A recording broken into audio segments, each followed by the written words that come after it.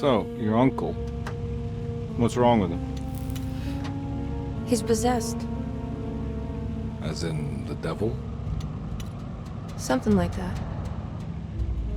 He says a dark man is following him, watching him at all times. What do you make of it? It's nonsense, of course, but I'd be lying if I said it didn't bother me. You see, it runs in my family. Possession? No, Detective. Deteriorating melancholy.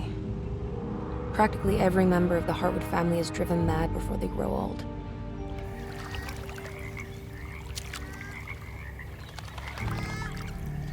But Jeremy didn't kill himself. Is that why he's at your setup? Despite being convinced that he is truly possessed, he decided to put his last chips on Dr. Gray and his psychoanalysis, figuring he might stumble upon some cure.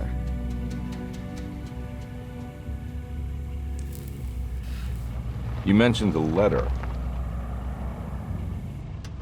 I received a disturbing letter from Jeremy accusing the staff and all the other patients of being involved in some cult. And now they are also out to get him. Could it be real? Or is it all just in his head? It's a story he tells himself, Mr. Carnby.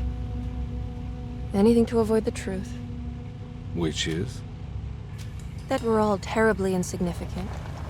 That people mean so very little to one another. That there is no one out to get Jeremy Hartwood because he isn't worth getting. Here we are.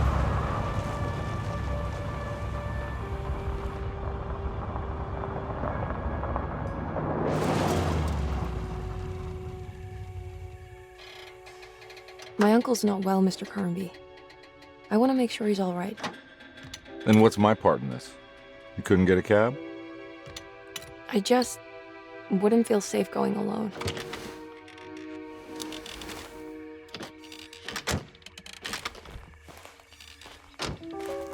Did you bring a gun?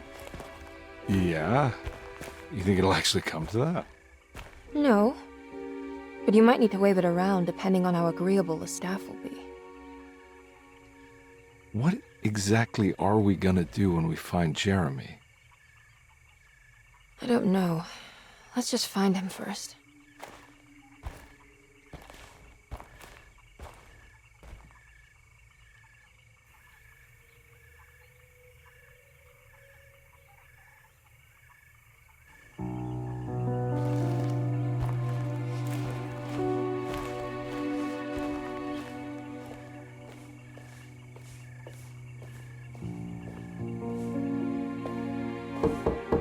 Hello? Hello? Looks abandoned. It can't be. There has to be someone around. Wait here. I'll go around back.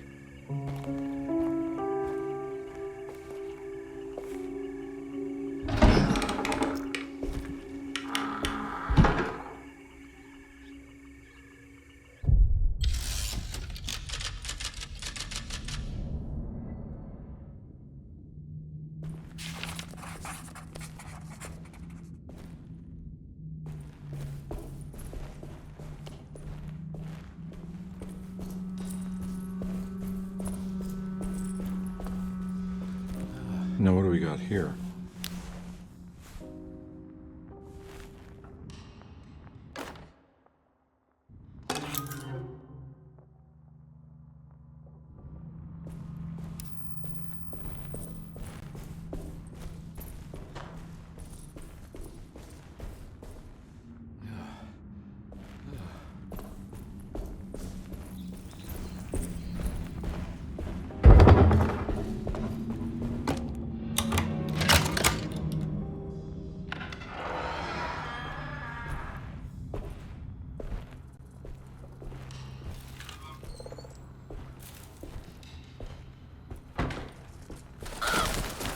Nah, I'm not getting in there.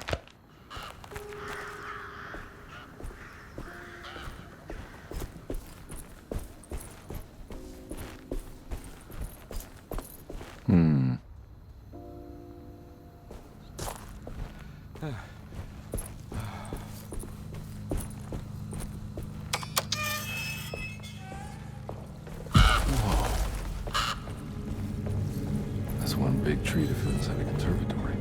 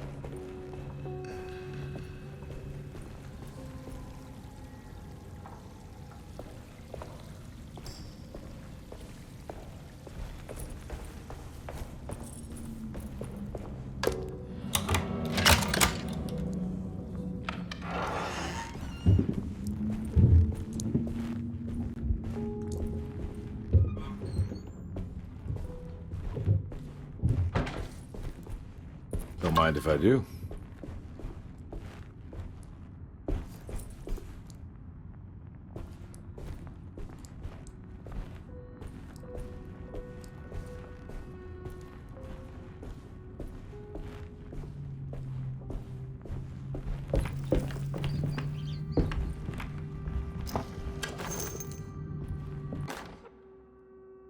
Every day your silence weighs a little heavier.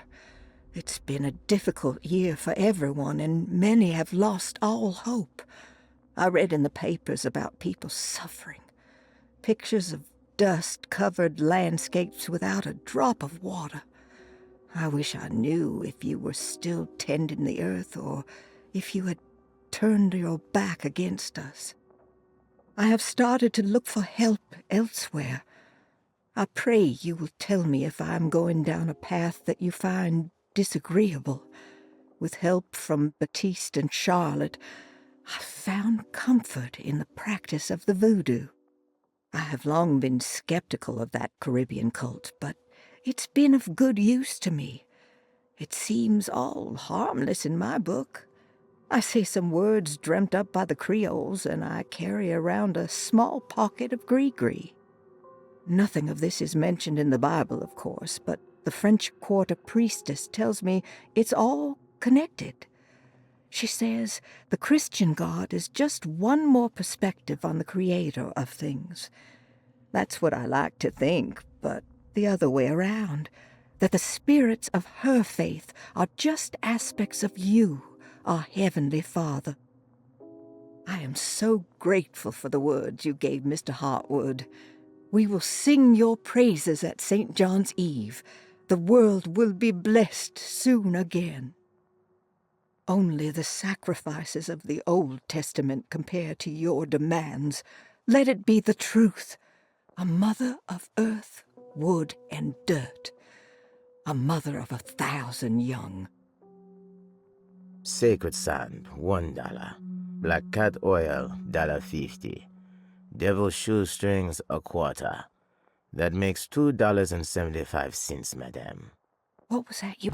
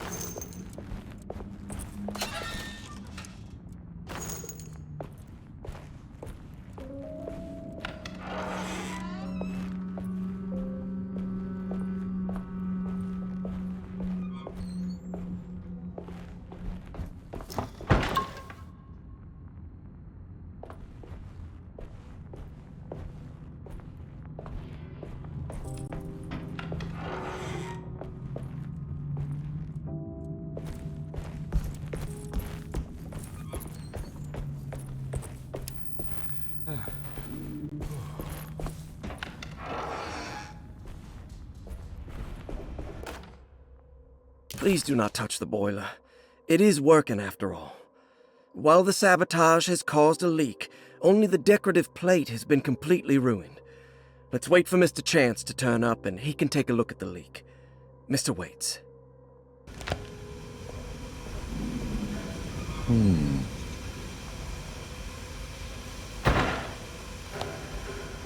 That doesn't look safe.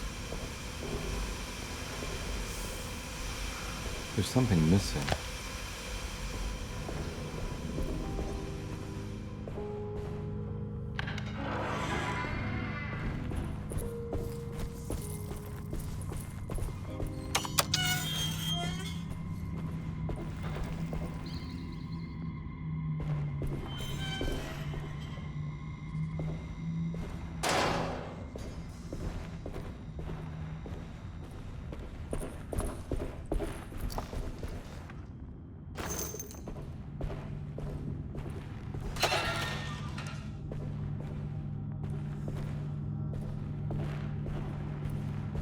I need the key.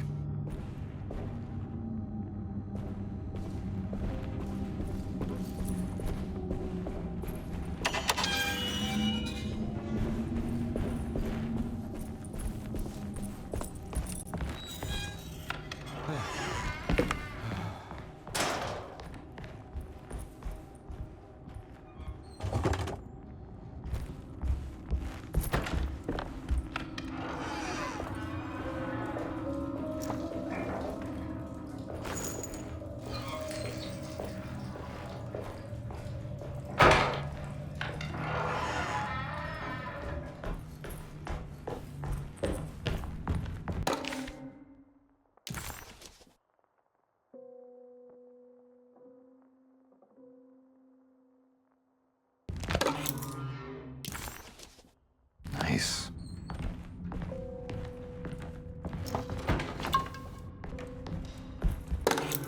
Sunday, June 22nd. I spent all day looking for Jeremy. I should have cared for the others, but I'm scared that he will do something irreversible. Cassandra is upset that I didn't give her the latest shipment of pain medication that Waits brought from the post office yesterday. I would have given it to her, but the company didn't send a new key this time around, so the box is just sitting there on my desk. They must have figured we had plenty of their gimmicky keys by now. I only remember seeing one lately. Grace was playing with it inside the grand parlor. Unless it turns up by itself, it will have to wait. I have to figure out where Jeremy is. I think Jack knew something. That dog of his found a strange rot permeating the house. She's showing us, he said. Like those blots and streaks of fetid rot was talking to him.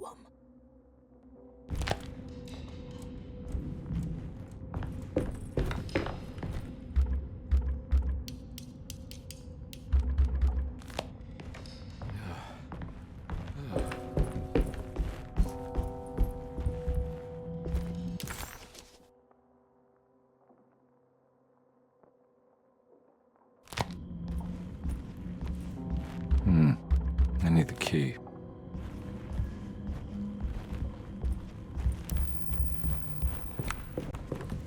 It's wedged shut.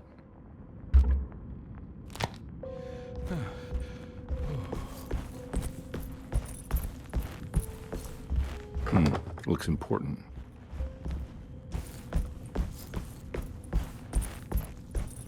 It's wedged shut.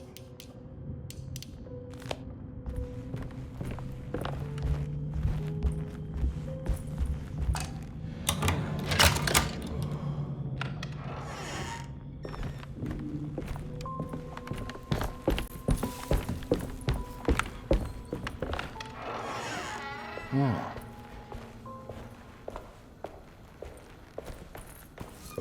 I need the key.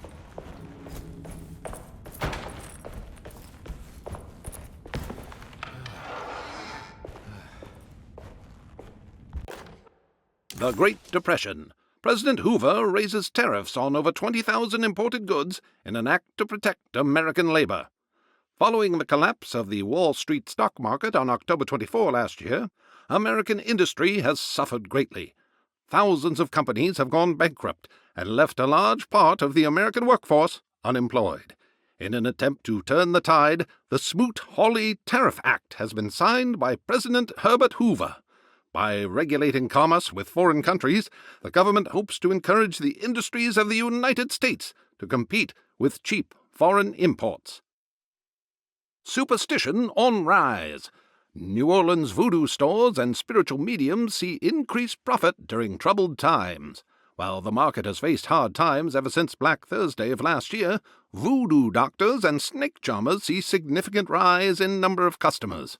With the coming Eve of St. John on the 23rd, the police expect increased cult activity around Bayou St. John, the southern shore of Lake Pontchartrain. Voodoo rituals in that area on the Eve of St. John have a long tradition reaching back to the first snake worshippers brought as slaves from West Africa. During the 19th century, its practice was popularized by the legendary Marie Laveau, and has since been embraced by many of the Creoles and the surviving aristocracy of the French Quarter. Author seeks asylum. Rumors regarding author Cassandra Beauregard making Derceto her home verified. Derceto Hospital is an old plantation building on the eastern shores of Lake Pontchartrain. While often considered an asylum for the insane, residing Dr. Elmore Lee Gray prefers to think of it as a convalescent home, a place where you can go to rest.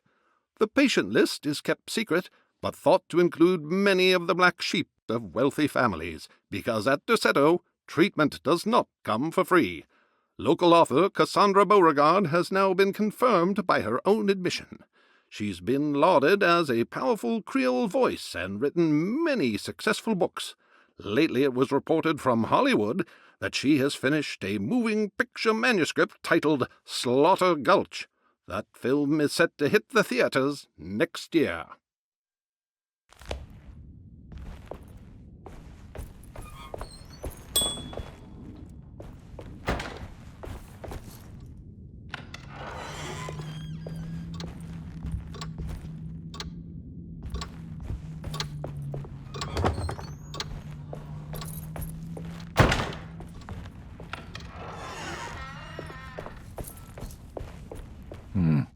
I need the key.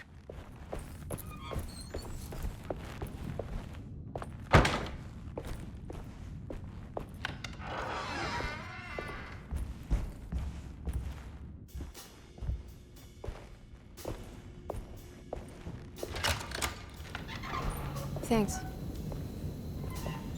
What are you doing? Who are you? Whoa, pardon me, excuse me. My name is Edward Carnby, private investigator. I hope you don't mind we let ourselves inside. I do mind. This is private property. You can't just barge in here. I'm sorry about all this, but I'm looking for my uncle. It's urgent, and no one was answering the door. We can't hear you knocking anymore. None of us can. Who is your uncle, darling? Jeremy. Am I right? She has that heartwood gloom, doesn't she? That's right. I'm Emily Hartwood. I just came to make sure my uncle is all right. Well, he is unavailable right now. You will have to come back another day. Unavailable how? Is he sleeping? We can wait. He's lost. Don't I know you from somewhere? Who's your man again, Miss Hartwood? My name's Edward Carnby, private investigator. Splendid. Enough! All of you! Get back to your rooms! McCarthy, keep your eyes on the child. And you two, please leave immediately. Look, we're not here to cause any trouble. Just let us see the old man, satisfy the curiosity of my client here, and we'll be off. Jeremy has gone missing. There's no need to worry, but it might be some time before he turns up. The whole staff is looking for him. What? He ran off? I don't have time for any of this. Please, come back tomorrow. All right, in that case, we'll just wait in his room. You don't mind, do you? It's upstairs, right? Wait, you can't. Don't worry, we'll be discreet. In the corridor. It's the first door on your left. I'll tell Dr. Gray you're here. Excellent. Thank you, madam.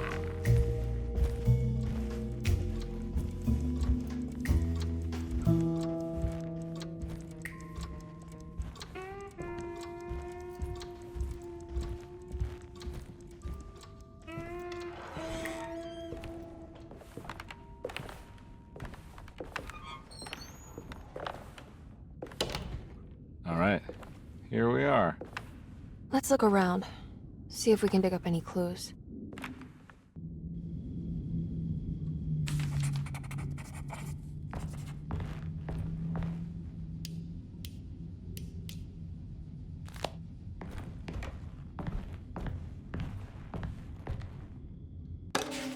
Every night the dark man stands opaque at the threshold of my room, counting the days until my spirit spills out of my tired shape. Only his pallid mask shelters my remaining sanity. Staring directly into the face of that demonic sultan would surely sunder time itself. Would he have looked the same to my father as he struggled for his life? Does his veiled face haunt my niece quite the same way? I wish so that I could rest my soul in that sunburnt convent of Tarawea.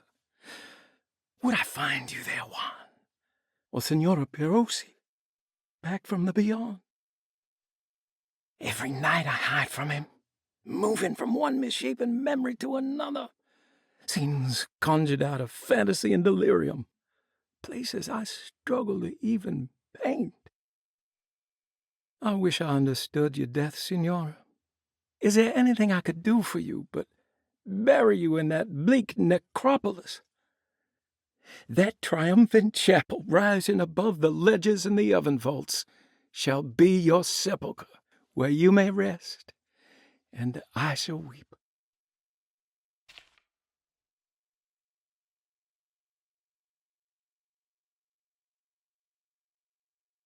How did you first come to understand such things, Senora?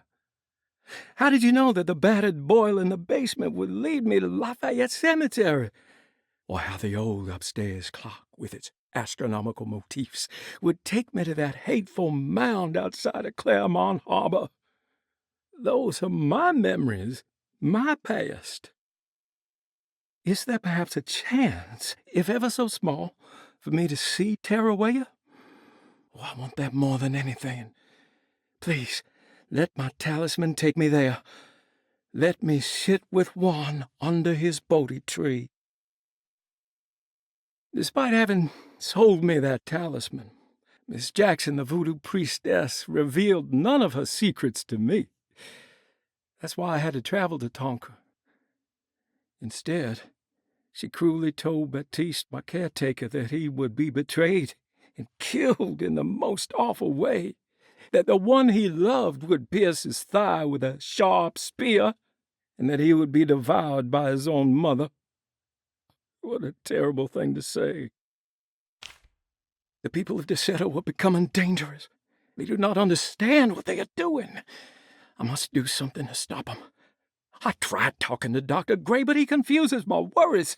He's caught up in treating me.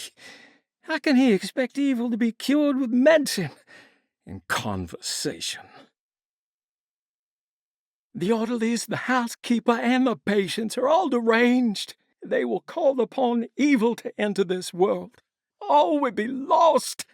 Everything. Unless I can find the clerk, Mr. Waite. He seems to be a clear-thinking man. Maybe Beauregard. The dark man offered me a prison, and I accepted. I signed that miscarried contract and entered the dark pact.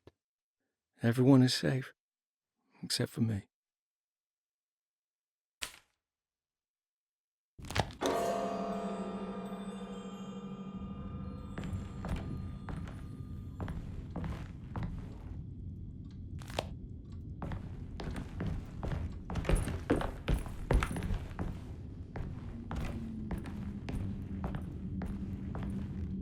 I found a book full of peculiar notes. Have you heard of something called Tarawea? No. What's that? I might be reading too much into this, but I think it's the place he wants to go to. Oh, okay. Sounds like a clue.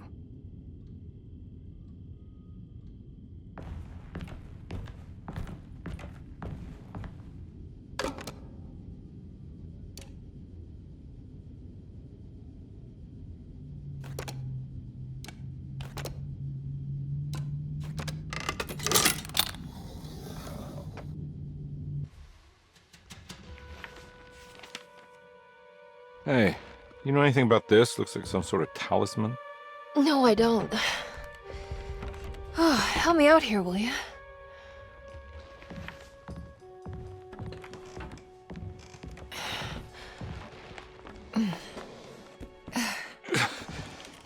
I would kill the guy to throw some of this stuff out. I'd be crazy too if I had this much junk lying around.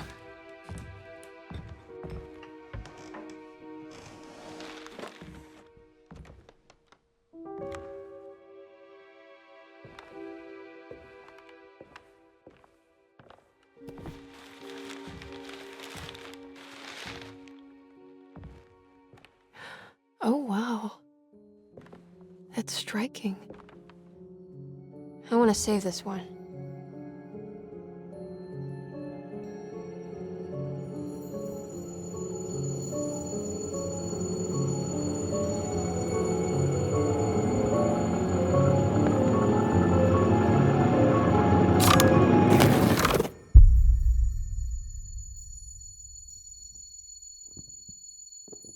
All right, come on. I want to go see Dr. Gray.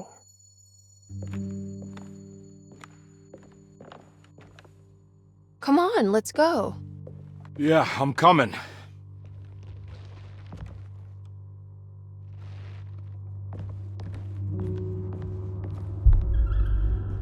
Miss Hartwood. Emily?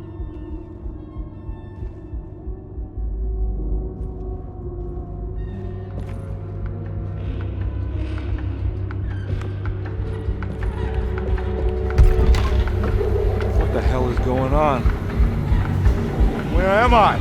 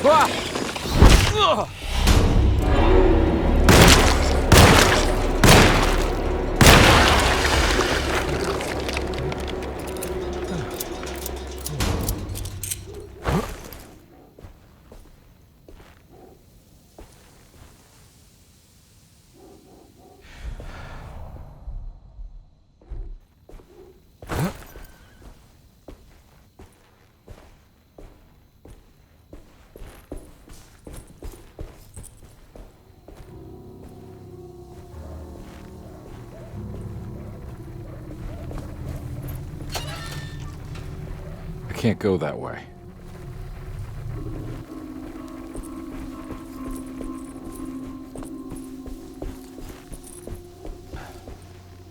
What the hell is going on?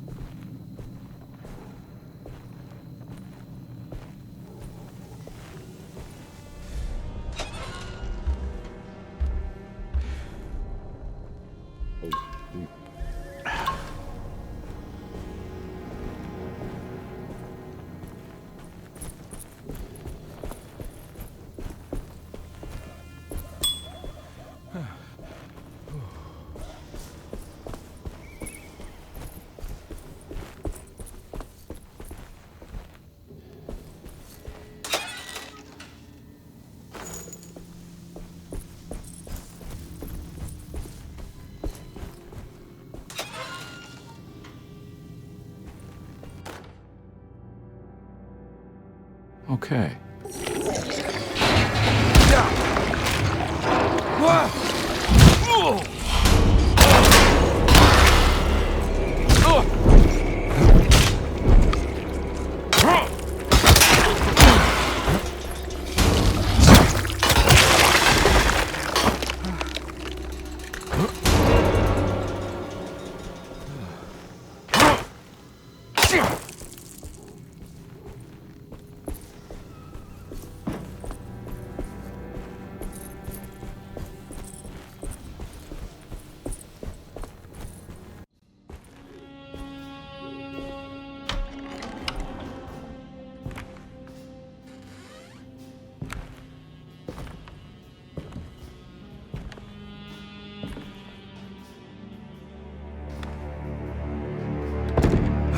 Don't let them get inside, combat.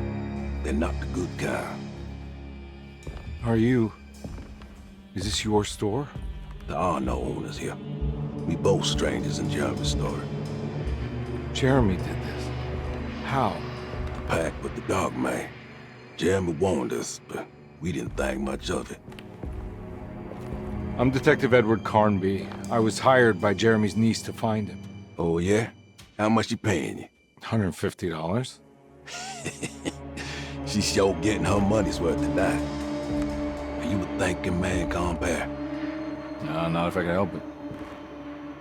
You know, I think Jeremy's hiding in a way we can't find him. He has this juju necklace that guides him.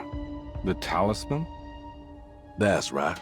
It's some magic charm he got from Miss Jackson down the street. The voodoo priestess? You know surprising things, compare. Yeah, the Mama Loa. Here, take the key. I locked the gate to save her place from all the ghouls and goblins getting inside. Maybe if you go there, you can find some clues to show you the way. Thanks. I'll have a look.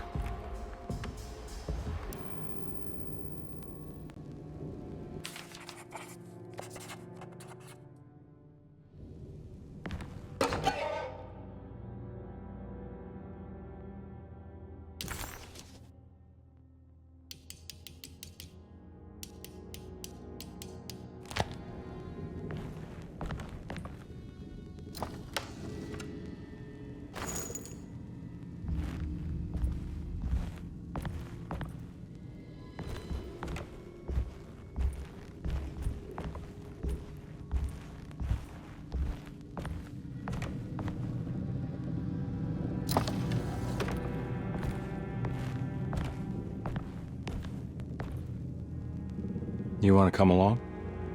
Nah, I'm gonna stay here for a while.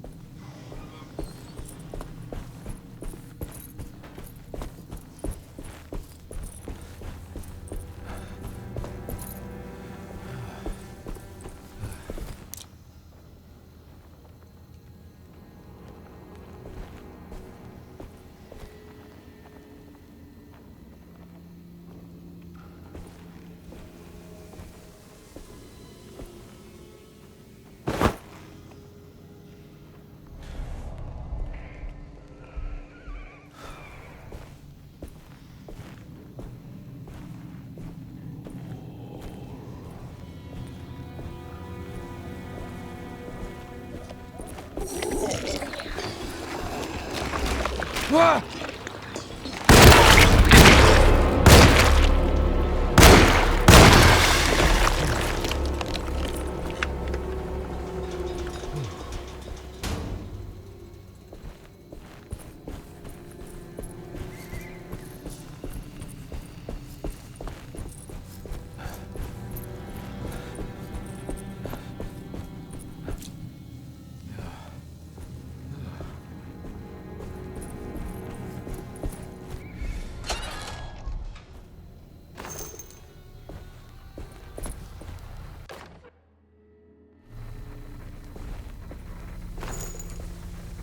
I can't go that way.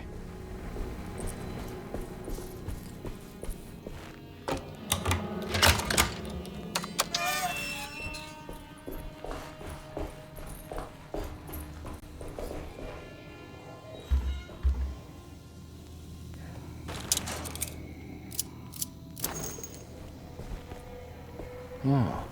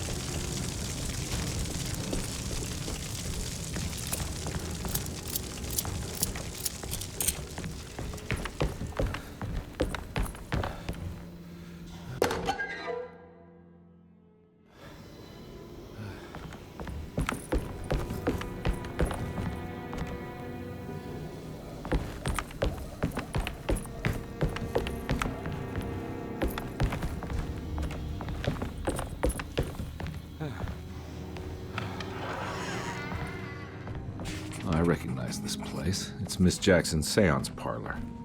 Let's see if she's got any information on Jeremy's talisman.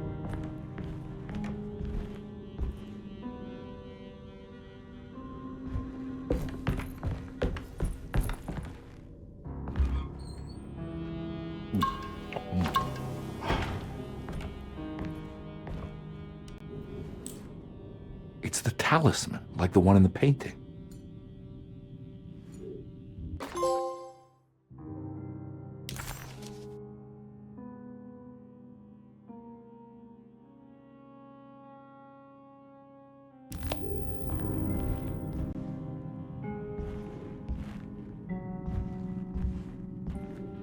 I think it's meant for the talisman.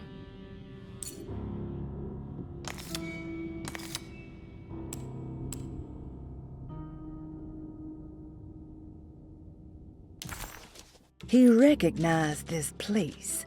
It was Miss Jackson's seance room. The last time he was here, he had been trying to figure out the significance of wasps' nests and horsehair wrapped up in red silk. An image of a dead woman stabbed with hat pins flashed inside his mind. Conby shuddered. This was no time to dwell on the past. He needed to find out about the talisman and get back to Desetto.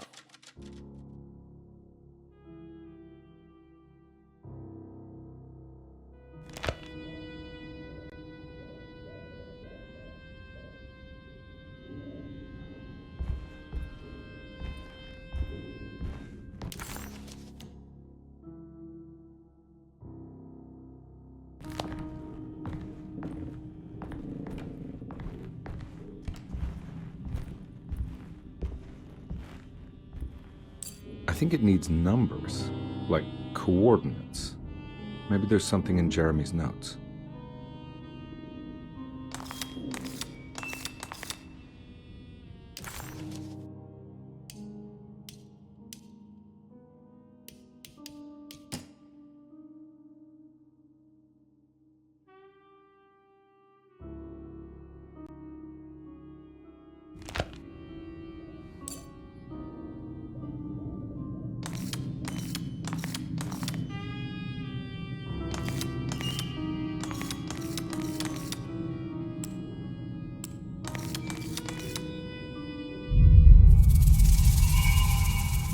It's showing something.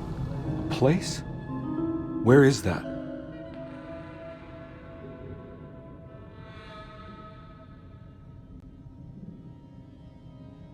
Huh.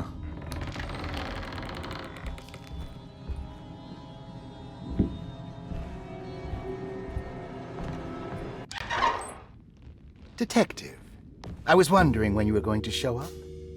Mrs. Thompson told me you were here. I understand you are working for Jeremy Hartwood's niece. Yeah, I guess so. I mean, you're not wrong. We came here for her uncle. I just didn't expect... I didn't expect this. You are Dr. Gray, right? That's right. You don't happen to have some identification, Detective. I'm not keen on having strangers prying into my business. Oh, Detective Edward Carnby, Decatur Street, New Orleans. Enjoying the Vieux Carré, Detective? Those old French quarters, the voodoo people, the gangsters.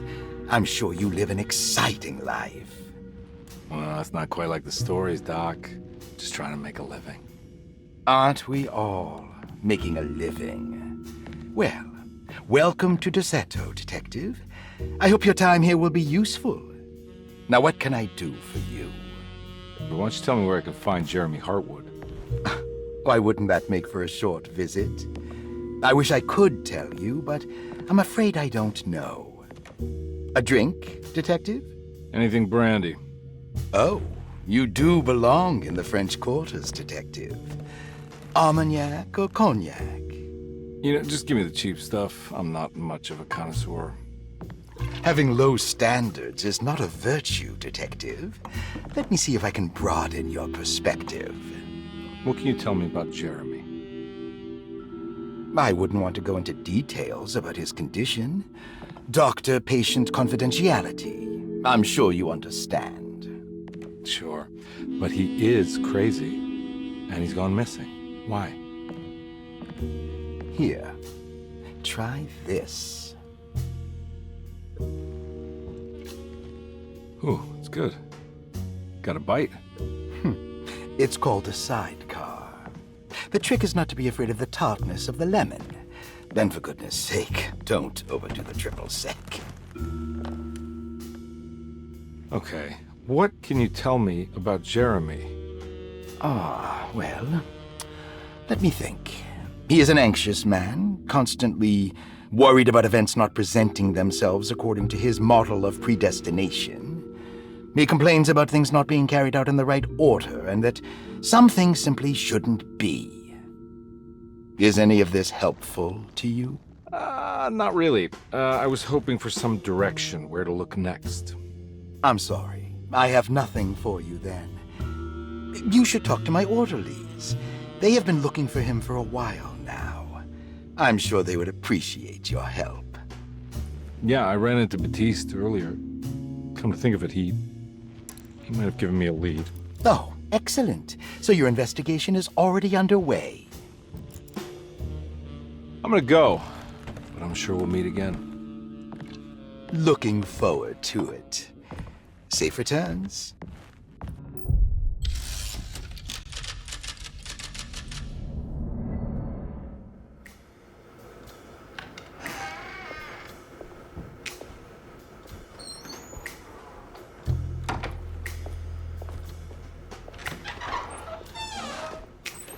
Detective Carnby, where did you go? I was just talking to Dr. Gray. You disappeared.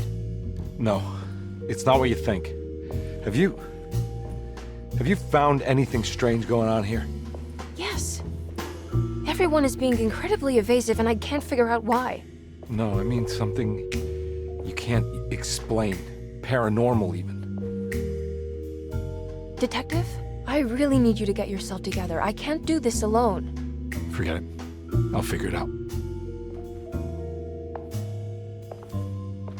Do you want to come see Dr. Gray? No, I want to try something. With this talisman, I think I can follow Jeremy to the place he mentioned in the book. What was the name? Do you remember something Spanish? Tarawea. Yeah, that's where I need to go. Detective, Are you gonna be alright? Yeah, of course. Go talk to Dr. Gray. We'll rendezvous later.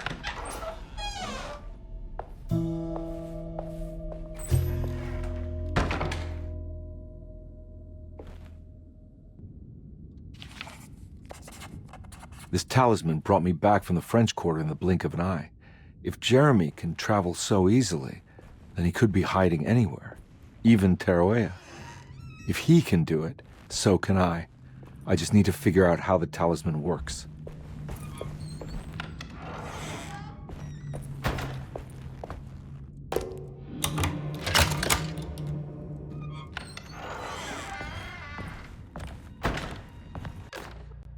Saw your notice in the boiler room. You should know Mr. Chance won't be coming back. I got no business being in there myself, but you can take a valve from the wine cellar if you want to try to stop the steam pouring out. Be careful.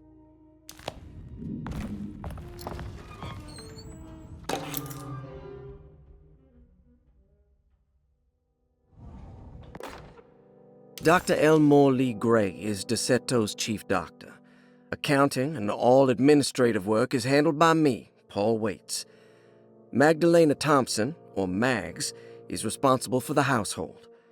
Jean-Baptiste and Charlotte Tabois are responsible for keeping the guests' medical regimens in check. Finally, Jack Chance is our gardener, who can occasionally be seen in the conservatory, but is for the most part busy outside. There are currently 6 guests at DeSeto. Malcolm McCarthy and Ruth Tallant reside on the first floor. Jeremy Hartwood, Elisabetta Perosi, Grace Saunders, and of course Cassandra Beauregard live on the second floor.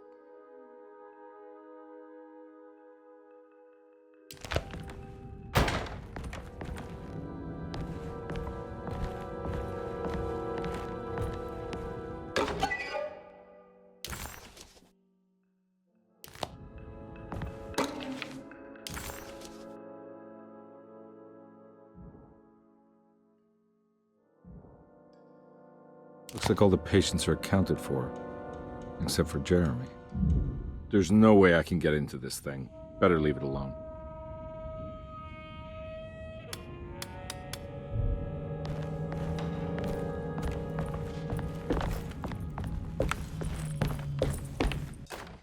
Paul, you're right about the plates on the boiler and the clock. They have been sabotaged, and I think I know who did it. They have something to do with Jeremy's episodes and how he seems to disappear at night. Right now, it's important that you keep an eye out for any of the pieces. I want to find out if I can repair the plates. Let me know if you find any of them. Lottie. Tell Lottie to take a look at the well in the kitchen garden.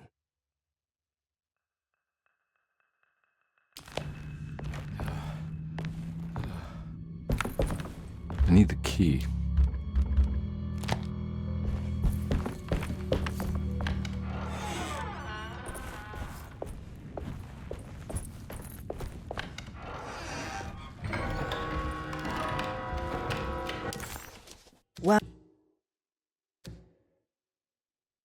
While Detective Conby was grateful to be back at DeSeto, he was eager to test his hypothesis. After having suffered through that sinister world, dressed as the French Quarter, Jeremy's writing could be read much more literally. What if Jeremy used his talisman to actually visit those places he mentioned in the book? Conby felt certain that this was the answer. He wouldn't find Jeremy hiding inside DeSeto. He would be in one of those other worlds. And to follow in his steps, Conby would have to investigate the old clock and the boiler and find out what part they played.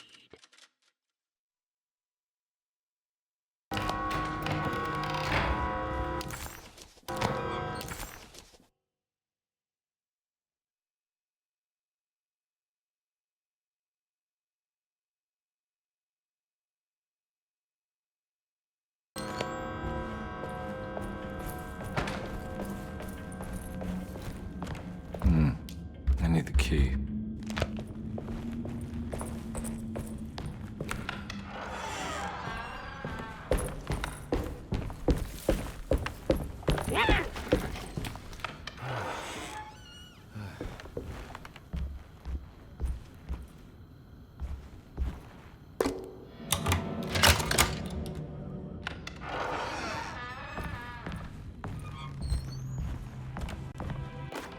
Lost Plantations of Louisiana, Thierry Briclot, 1917. Derceto was a small plantation on the eastern shore of Lake Pontchartrain. The land was considered difficult for industry and was sold for only $30 to Elijah Pickford in 1818. Pickford employed hundreds of workers from nearby New Orleans to clear the woods and build a small plantation mansion facing the lake with a striking Greek Revival temple facade. Derceto kept a modest production of Barrique tobacco and indigo that persisted up till the Civil War. During the antebellum era, Derceto was the source of many rumors concerning voodoo and witchcraft. People who traveled the lake reported seeing people dance at night in front of bonfires, bleating and wailing. On June 17, 1862, Captain J.W. Norton of the Union Army recounts leading a raiding party from ships anchored in Lake Pontchartrain in order to seize control of Derceto and free the slaves working there. The captain was surprised to find the workers fighting back with unprecedented zeal. Norton's account describes these men and women as enraged with fanaticism. Pickford reportedly tried to placate the raiders, but was shot in the confusion. Captain Norton left the mansion burning and retreated to his ships with his men. Derceto was left in ruins for several decades. The ownership of the land was long disputed and returned to the Ledoux family in 1901. Several police reports were filed during the following years as the Ledoux tried to get rid of a camp of squatters on their land. The police made several visits to remove the trespassers, but the people kept returning.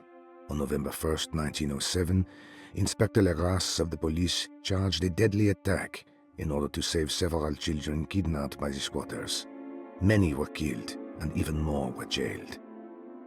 The following year, Ledoux rebuilt Derceto, incorporating the surviving stone foundation and adding a magnificent wrought iron conservatory. The farmland had been reclaimed by the surrounding woods, so it was no longer profitable to use as a plantation. Instead, the house was turned into an artist's colony. The Astarte Artist Colony was a successful group of artists, including figures such as painter Heinrich Cassel and poet Nora Keith. The group was also known for their beloved Mardi Gras crew called the Pirates of Pontchartrain. On September 29, 1915, a tropical hurricane tore through Louisiana, causing Lake Pontchartrain to flood New Orleans.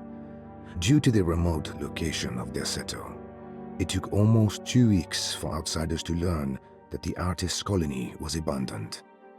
The 12 residing artists had all vanished without a trace.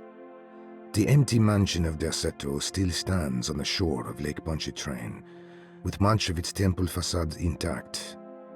The Ledoux family currently has no intention of repairing the house.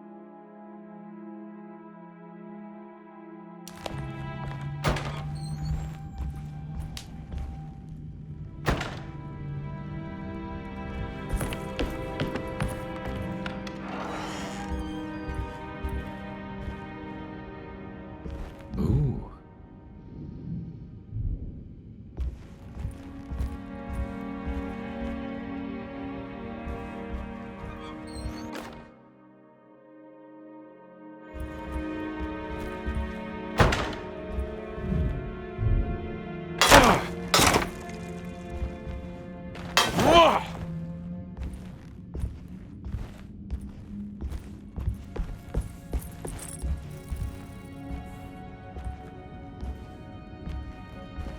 It's wedge shot.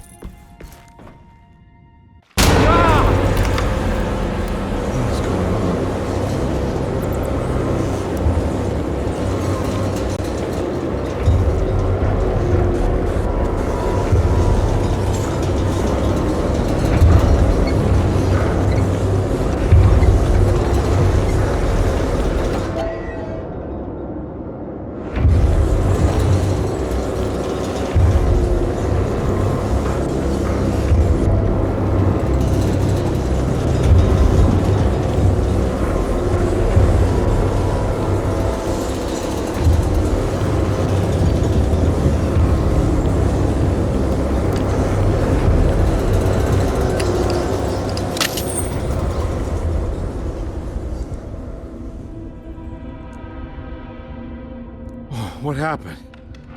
Everything's normal again? Right.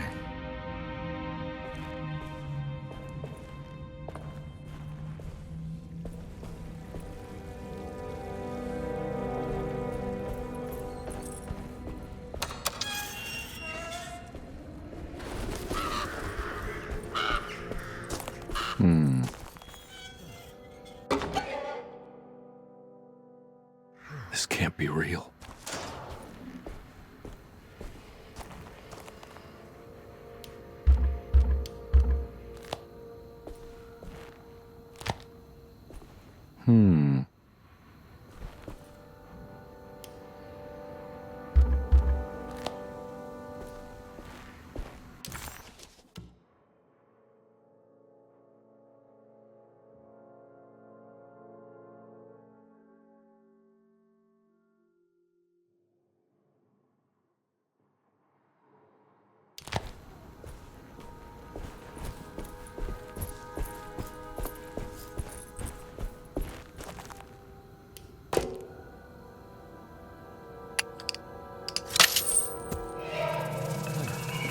Got it.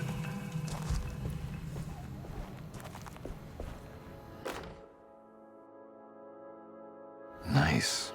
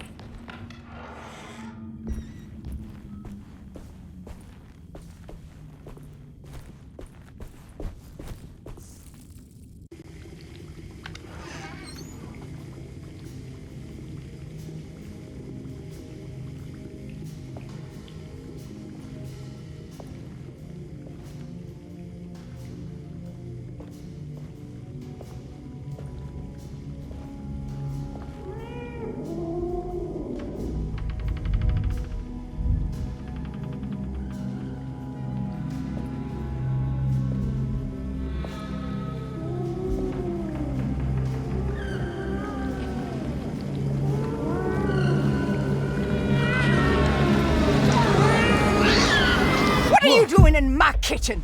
I assure you. No, I'm sorry. I promise you. Mr. Hotwood is nowhere near my kitchen, and neither should you be. Don't make me kick you out of this house. Sorry. Now get out! Yeah.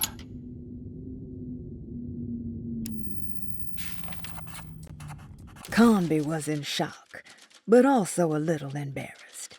The housekeeper was furious to find him searching through the kitchen and had run him out of the room. There was something strange going on with her, but it didn't feel connected to the case, so he decided to stay out of her way.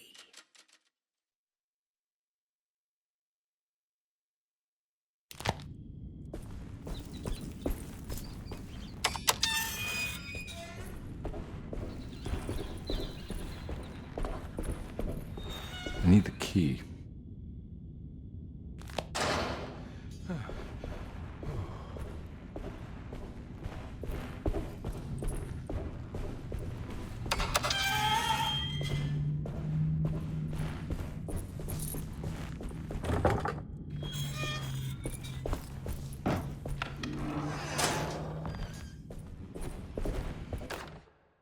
You know, Mr. Waits, I saw a piece of the plate that Liza broke. I think she's been hiding them. She's not very good at it. She just chucked it into the little room with all the tools behind the boiler. I left it there. I didn't want to embarrass her by picking it up while she was looking. We went upstairs instead and played backgammon. I let her win, because she's so unhappy. The piece looked like the one on display in Cassandra's room. You know about that one already, right? Or is your eyesight really that fuzzy? I hope you don't feel bad about your glasses. You only look stupid when you squint. Maybe if you had more eyes, you would see these things. I wish you had all the eyes you needed. Your best and favorite guest, Grace. It's stained. Looks like some kind of... It's another plate for the talisman. Like the other one, it's broken and missing some pieces.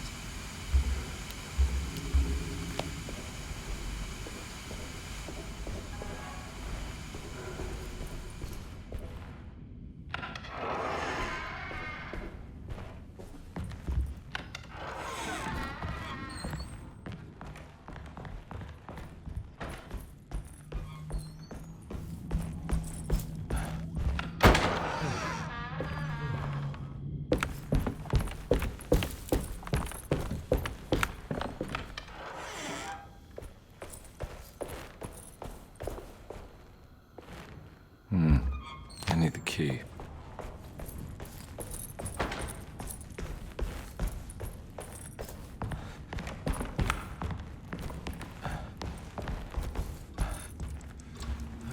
Wow.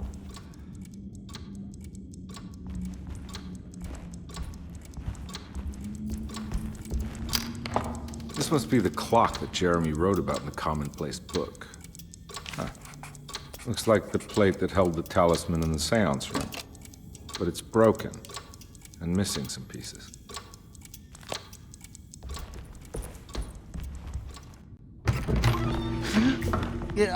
Sorry, Detective. Didn't mean to obstruct justice or anything. That's fine. You know, I'm kind of busy with my own case of a missing person. I was wondering if you've seen Grace, a girl about yay high? I can't say that I have. Why are you asking? Well, I'm looking for her. Is she in trouble? No. She's just hiding somewhere. We can't have a rascal like that running around unchecked. A time like this, you understand? Well, I haven't seen her. Well, let me know if you find her. I'll be around. I'll keep an eye out for your man, Jeremy. You scratch my back, Detective, and I'll scratch yours.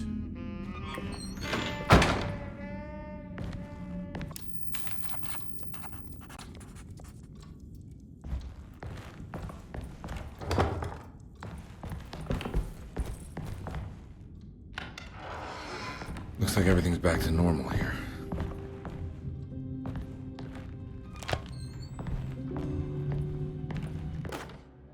Emily's here.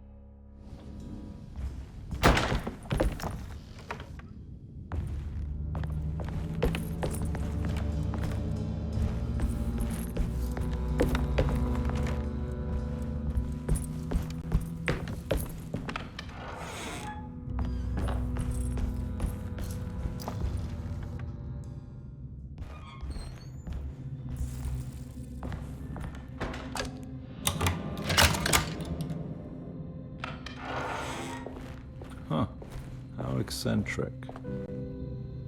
What are these symbols? Looks like alchemy or star constellations. I did it!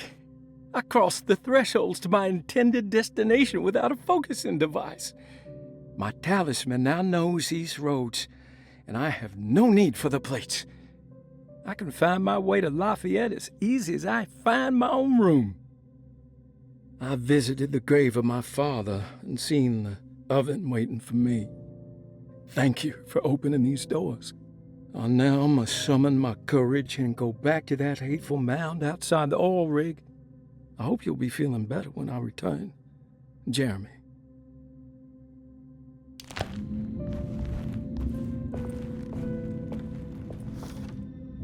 These paintings got some grim-looking rot on them.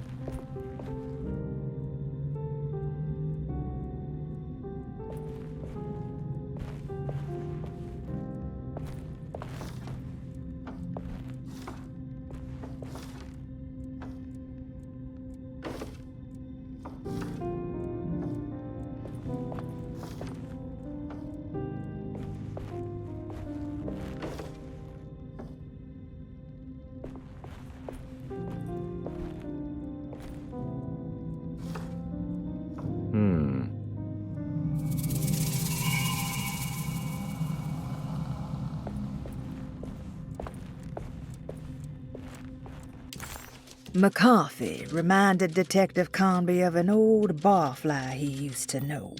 He detested him. There was no getting around it.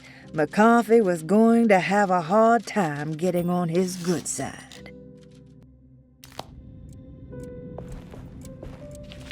The Astarte artist colony. I remember hearing about their disappearance. Must have been 15 years or more now.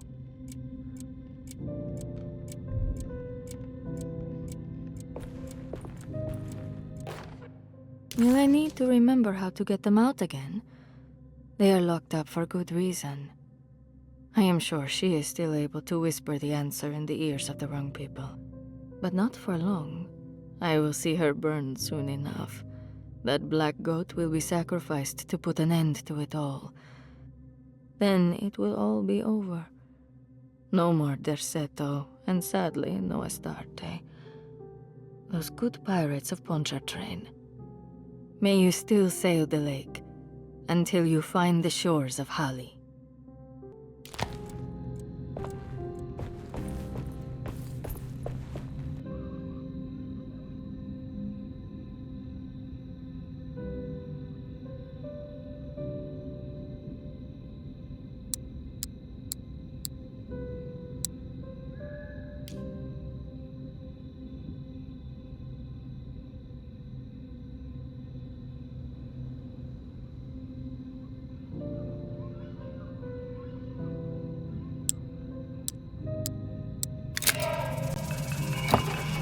Got it.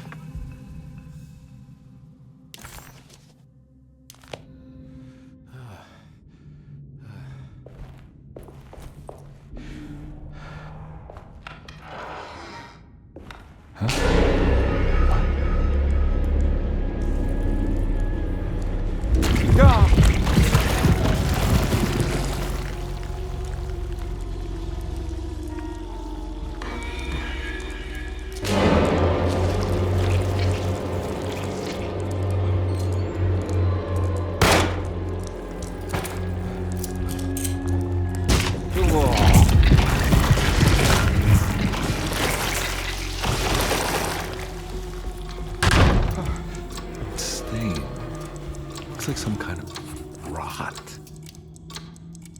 What the heck? I think I've seen this somewhere.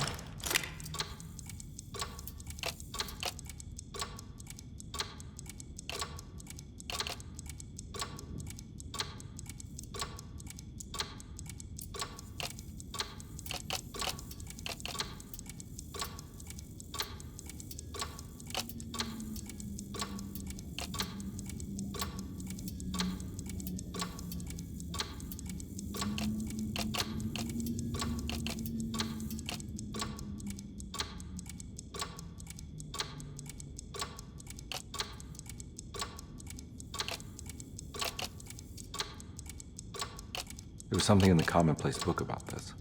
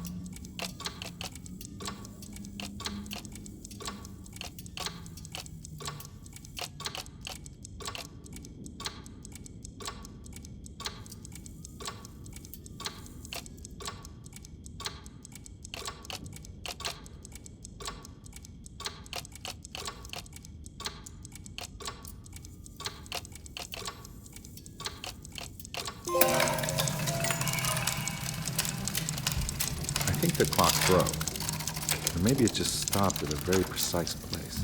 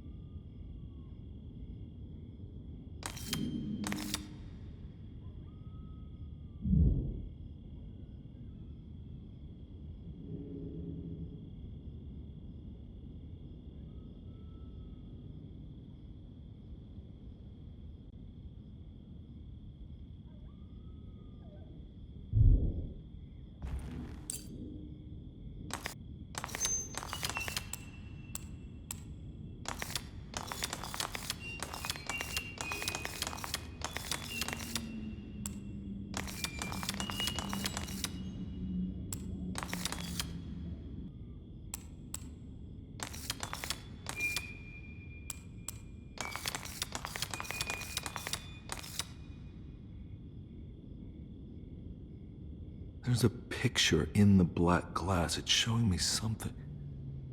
It's the hallway outside Jeremy's room.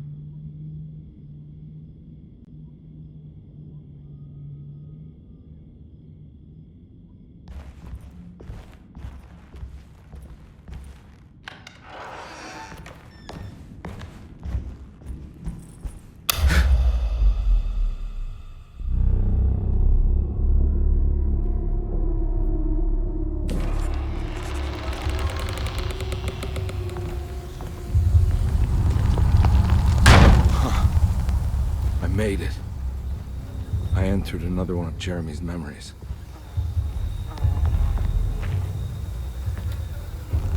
Ugh.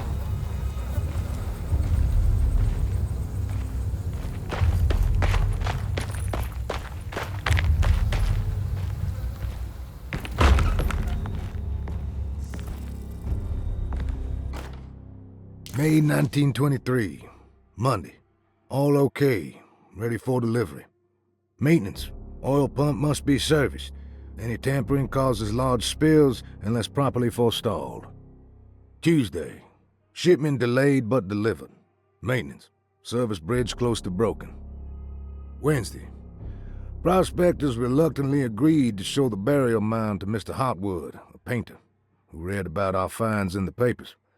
He means to return tomorrow and try to find a way inside. Thursday. Mr. Hotwood's efforts delayed. The workers seemed nervous about his presence. Hotwood promised not to return to the compound. Instead, he has taken up an offer by L'Officier, the riverboat captain, who means to pilot him to the site tomorrow morning. Hopefully that's the end, and work can resume. Maintenance. Bridge from the oil tower to the bayou has collapsed. Sabotage suspected. This is the devil that guides us now.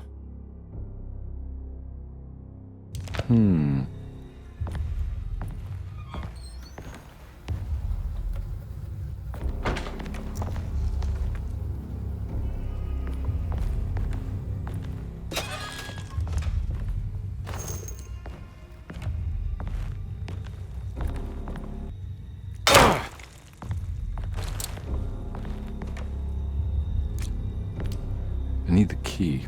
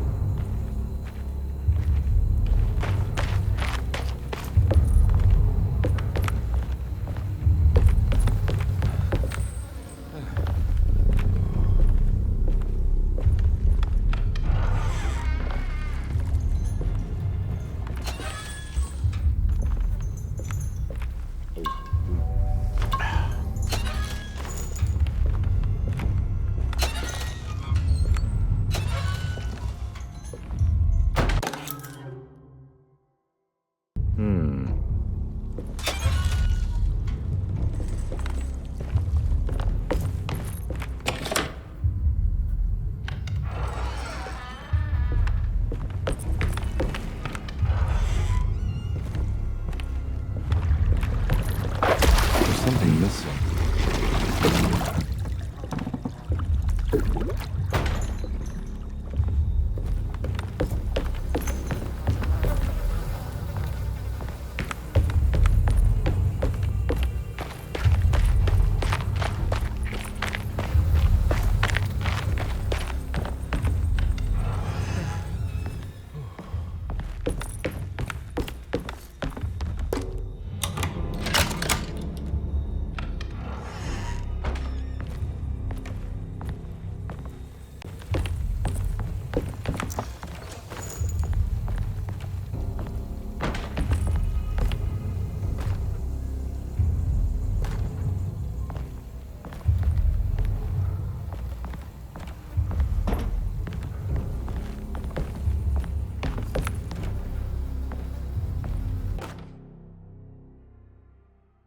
Got it.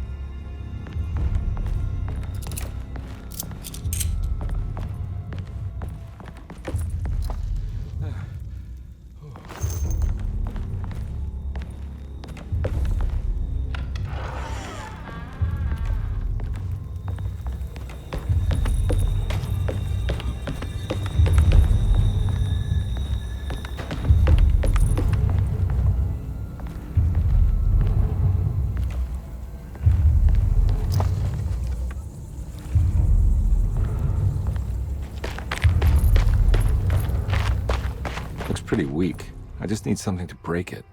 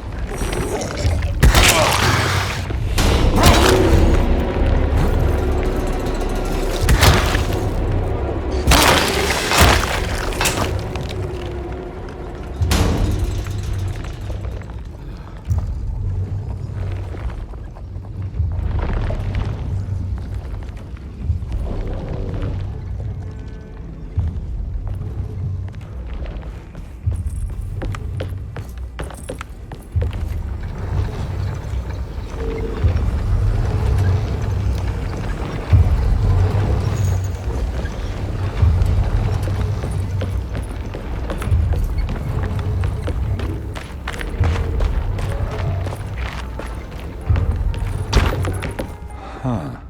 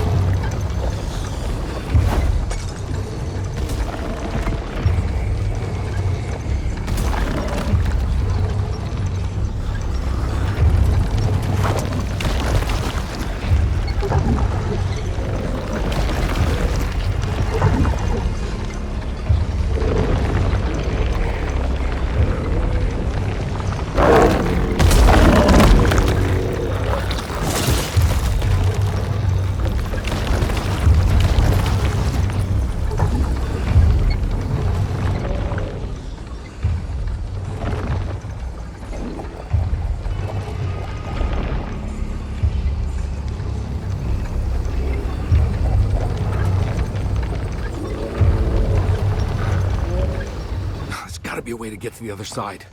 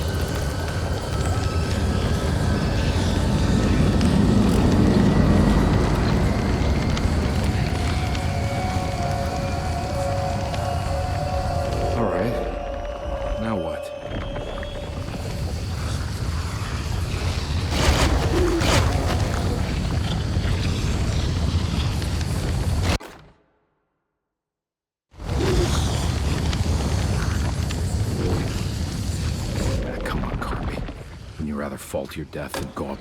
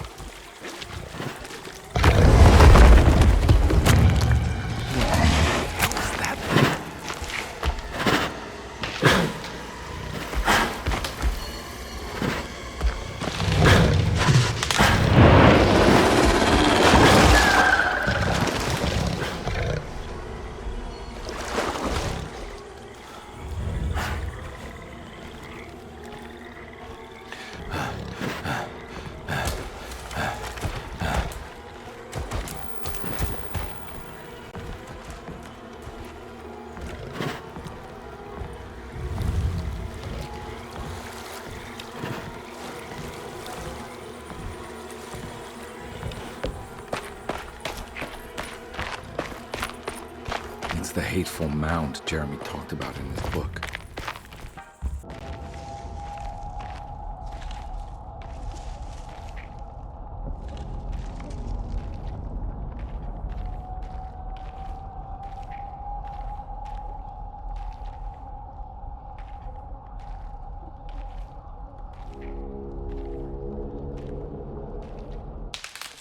Don't come any closer.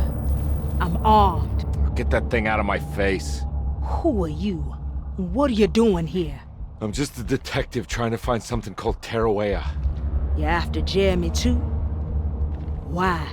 I'm working for his niece. She wants to make sure he's alright. He might be unharmed, but far from alright. He's a curse upon DeSeto. Here we go again. Quiet.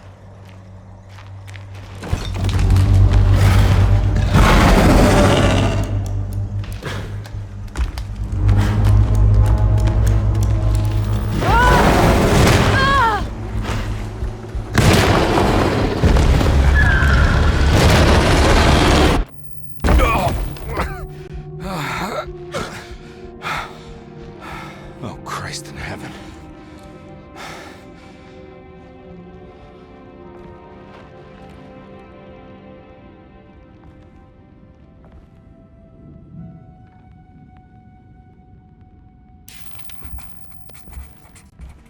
Ooh.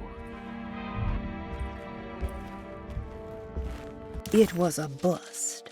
The oil rig and the hateful mound led him nowhere closer to finding Jeremy.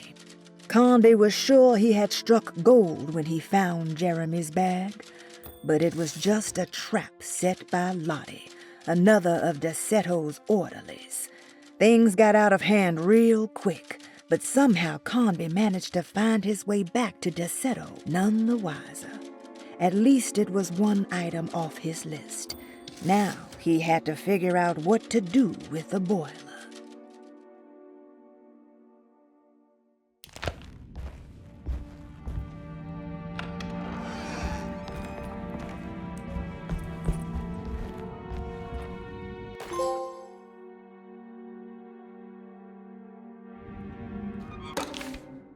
Reflections on the Power of the Verb in Certain Texts by Juan Luis Jorge.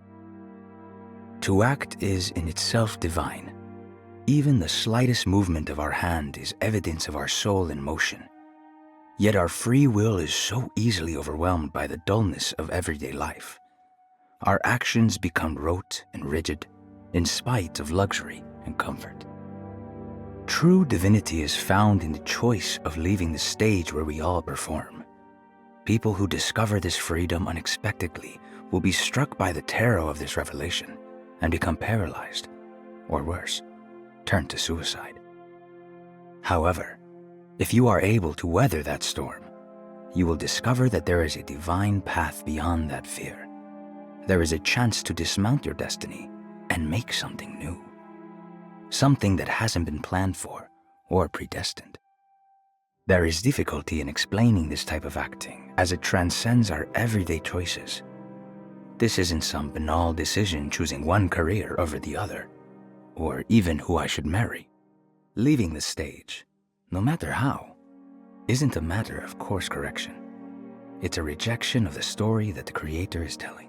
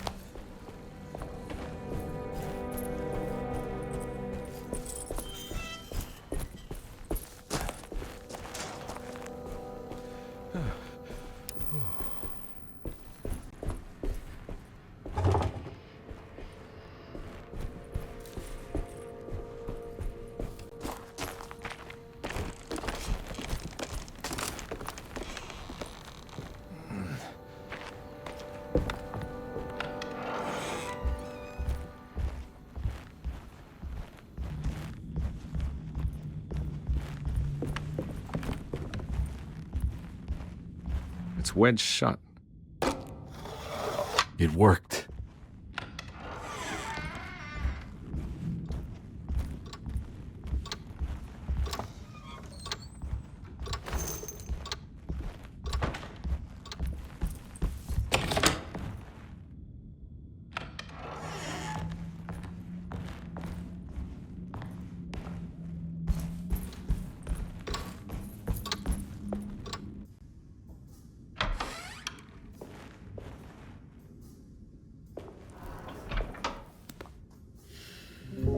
Detective Conby, how good of you to come. Let me pour you a drink. What happened here? This place looks like it was hit by a bomb. Welcome to the madhouse, Detective. Thanks. Did the ceiling just collapse? I heard it was something in the attic, something that was supposed to happen but didn't. How that could have such consequences is beyond me. The truth is, I don't know why the room looks like this. But I bet your friend Jeremy does. You know where I could find him? Oh, somewhere in his past, I suppose. He keeps going on about that mysterious dark man. I think he is hiding from him. Or maybe he's with him. I can't really keep up. I don't worry much. Take a look around this room. You may think it looks spectacularly devastated, but I just think it's finally found its stride. It fits perfectly with the state of this place and its loonies. The same goes for the nonsense with Jeremy. In my eyes, we finally managed to match the wild ride inside all of us. Well, I'm happy you find the evening so harmonious. I hope you don't mind me setting things right. Jeremy's business, that is. This room looks beyond my capabilities. Good luck, Detective. Hope to see you again soon. Yeah. Evening, miss.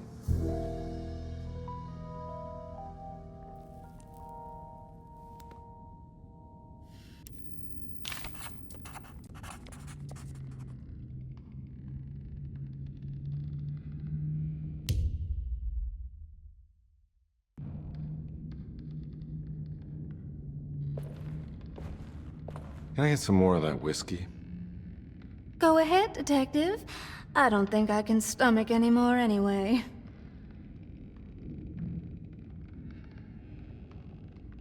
Am I bothering you? On the contrary, Detective, I enjoy watching professionals at work.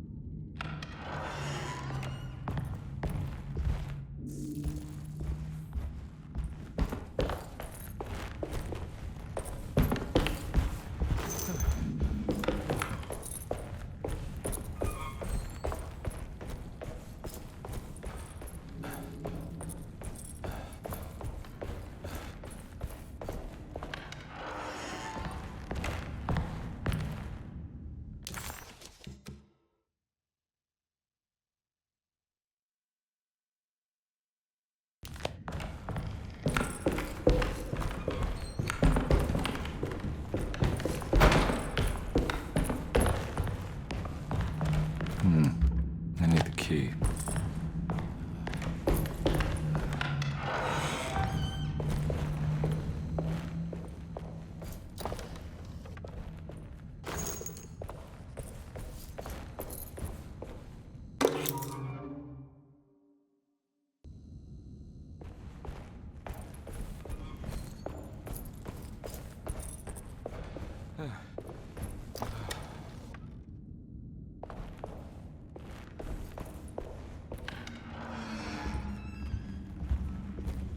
Ugh.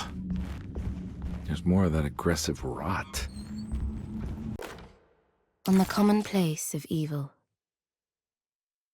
there lies virtue and stark irreverence, careless thoughts of luminous indifference. But blame not the beast we once were, which science so often wished to refer. Not the wicked full of sin, it is you who stand and grin. All our good intentions aside, whereupon we build our pride. Sunless solitude, follow not this corrupting light. Prophets of confidence always crashes out of sight. Hear me, for we all bear this mark. Thus we must remain alone in the dark.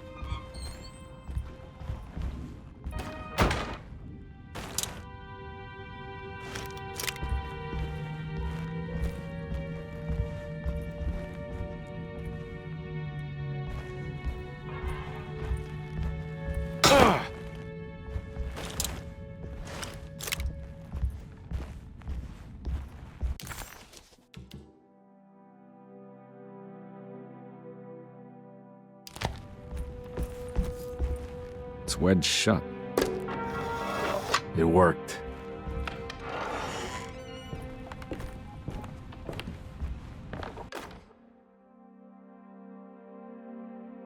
The Barlow lens. Instructions.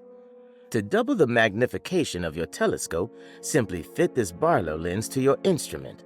Then operate the fine tuners to adjust the distance between your lenses. This is easily done while looking through your eyepiece. Simply search for a position where your picture is clear and appears flat. When correctly tuned, your telescope should present a clear picture with magnificent magnification.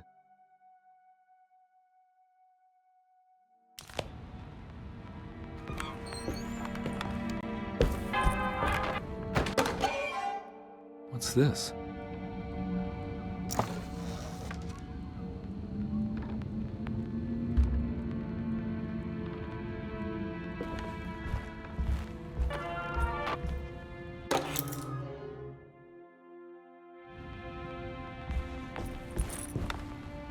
I don't think I have everything I need.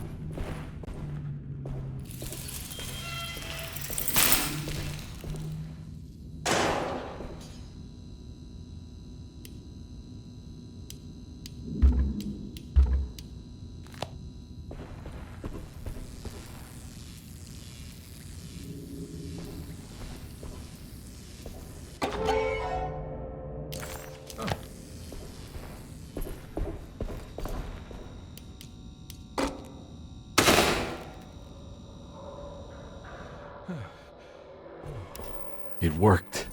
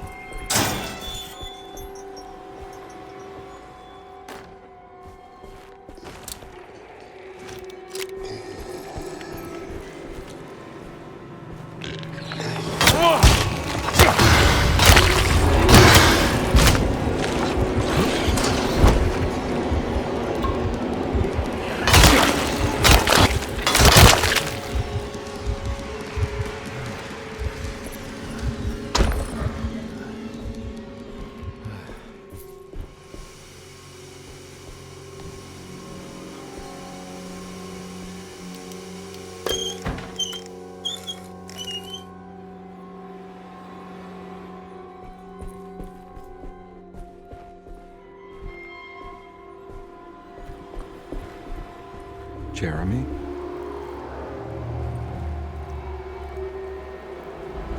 What the hell is going on?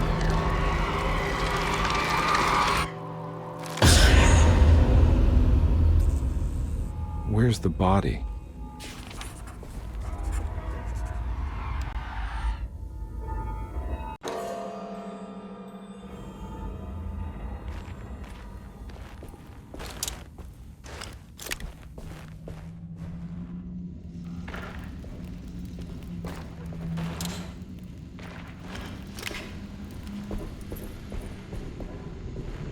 There's something missing.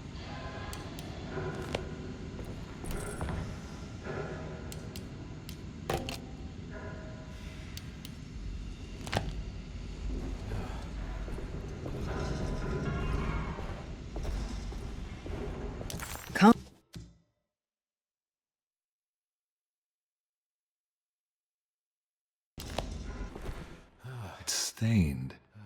Looks like some kind of rot.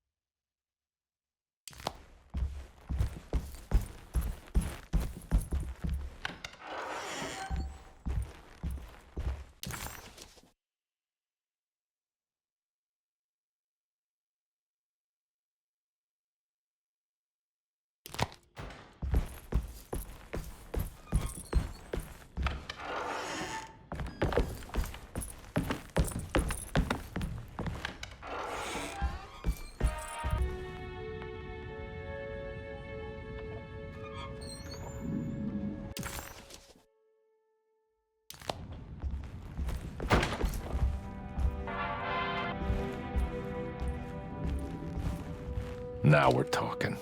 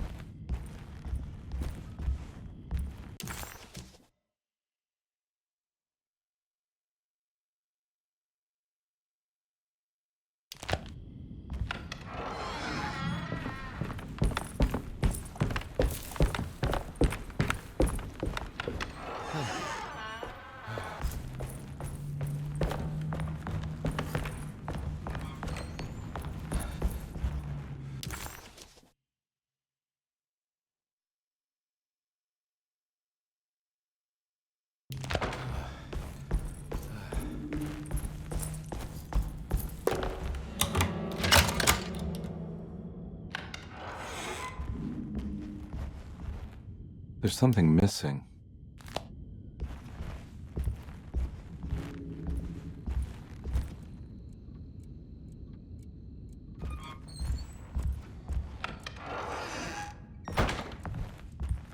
This must be that kid's room. Don't you worry, Grace. Go play your game, bleat and bellow with the others.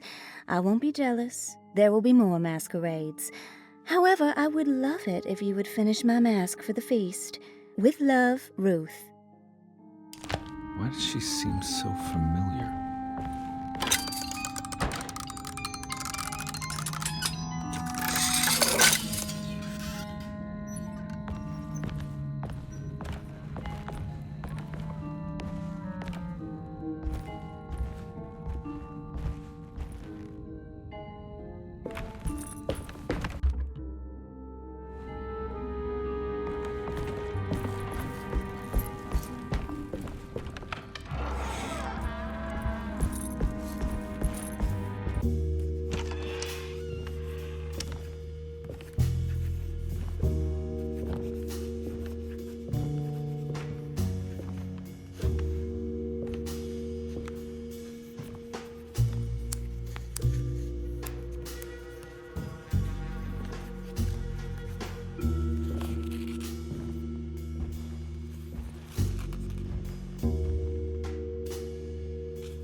What you got there? You drawing something? Nothing special. I'm just bored. Do I know you from somewhere? I remember you, Mr. Conby. From where? Don't touch that. Cassandra wouldn't like it. She wouldn't like it at all. Do you know where she is? I'd rather not talk about it. It makes me upset. Besides, she'll be back after the Feast of St. John. You think? Yup. It's all on the page, Mr. Conby. And many of them that sleep in the dust of the earth shall awake, some to everlasting life, and some to shame and everlasting contempt. All right. I'm gonna go now, if that's okay. I don't like to stay too long in the same place. Mr. McCoffey might find me. Hey. Is he mean to you? Not everyone needs to be saved, Mr. Conby. You should know that by now.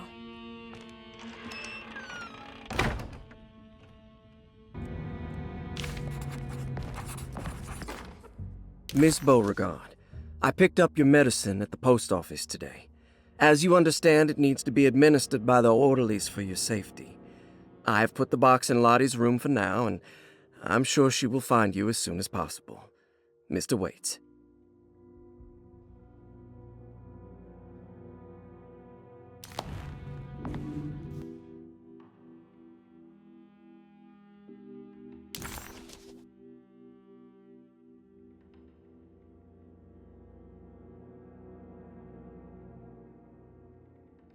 Huh. It's another one of... So this is where Cassandra Beauregard ended up. For some reason, I thought she died years ago.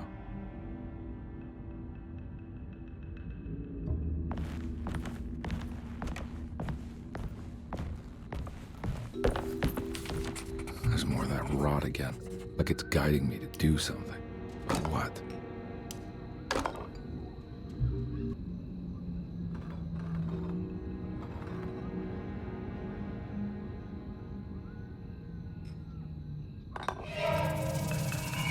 The rot made the shape of a snake.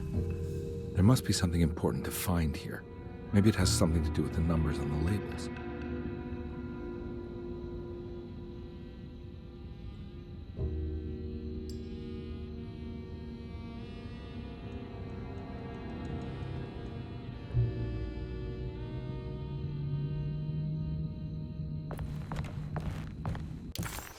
The medicine bottles had stains of rot on the labels, suggesting some greater shape. They just needed to be put in the right order. But for what purpose?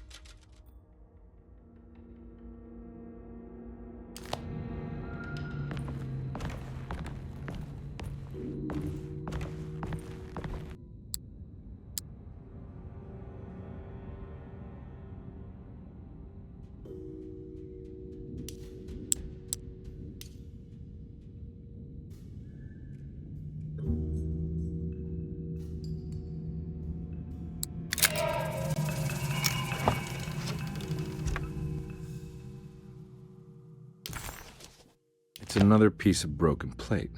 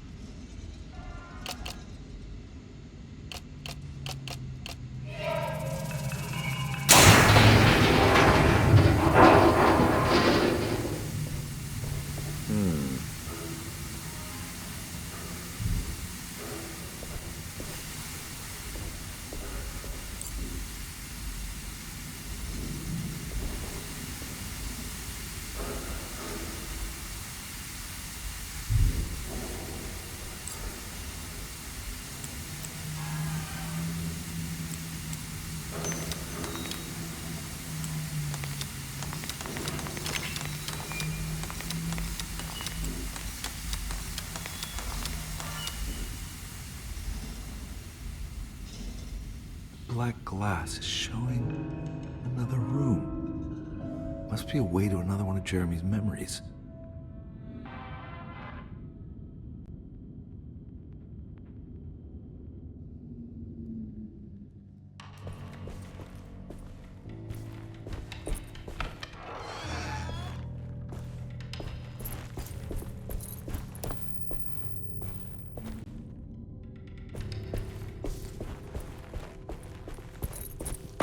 I knew it. I knew it would work. You're getting good at this, Carnby. Maybe a little too good at this.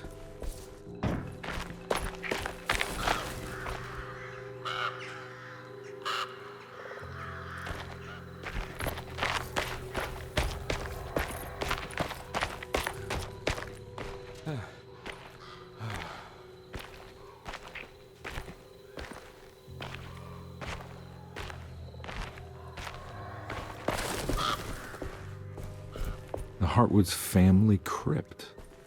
Emily's family must have deeper roots in New Orleans than I thought. I figured she was a Yankee like me.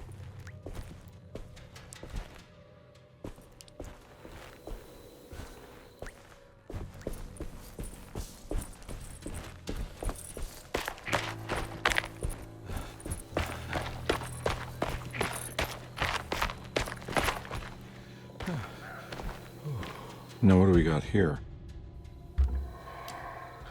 There's something missing.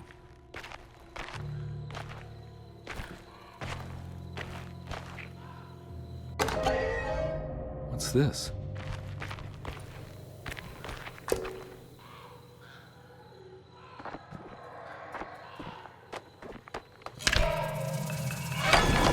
Got it.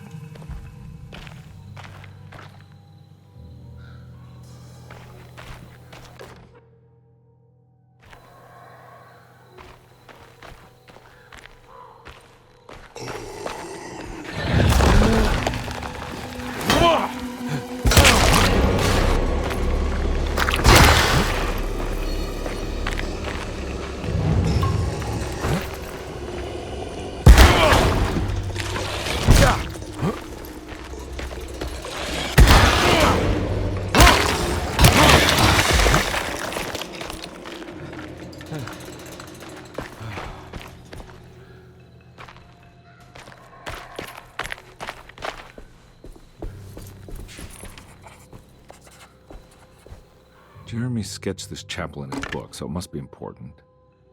Looks like I'll need more medallions to open it, though. I don't think I have everything I need.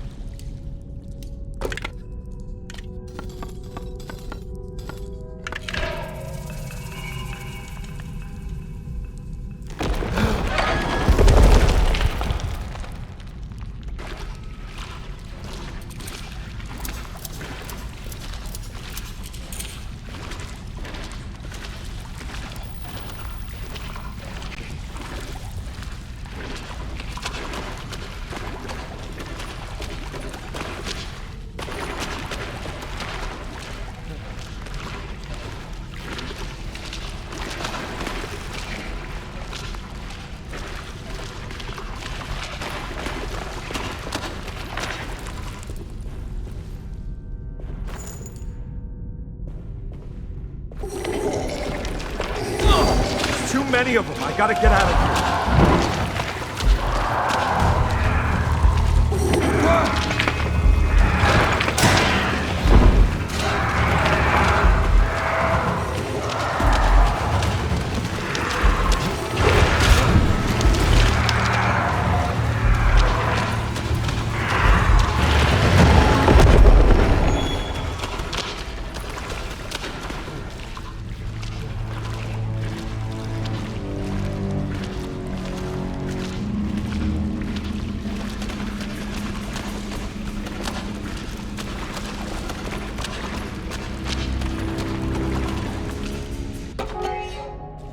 What do we got here?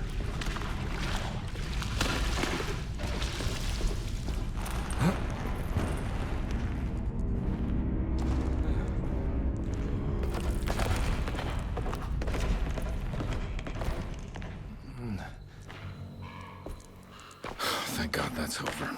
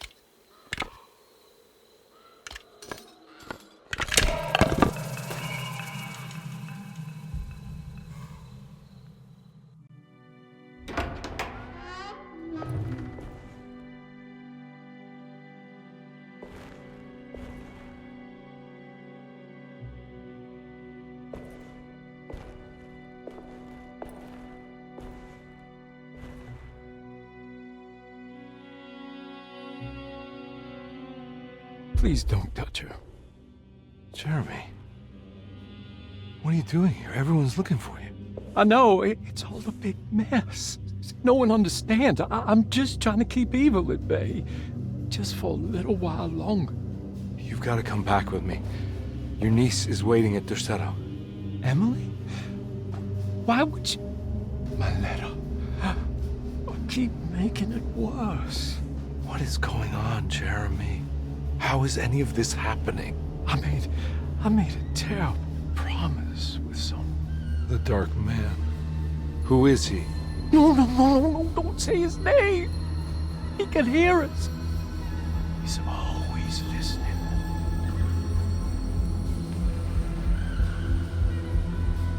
Jeremy, I need to understand what is going on.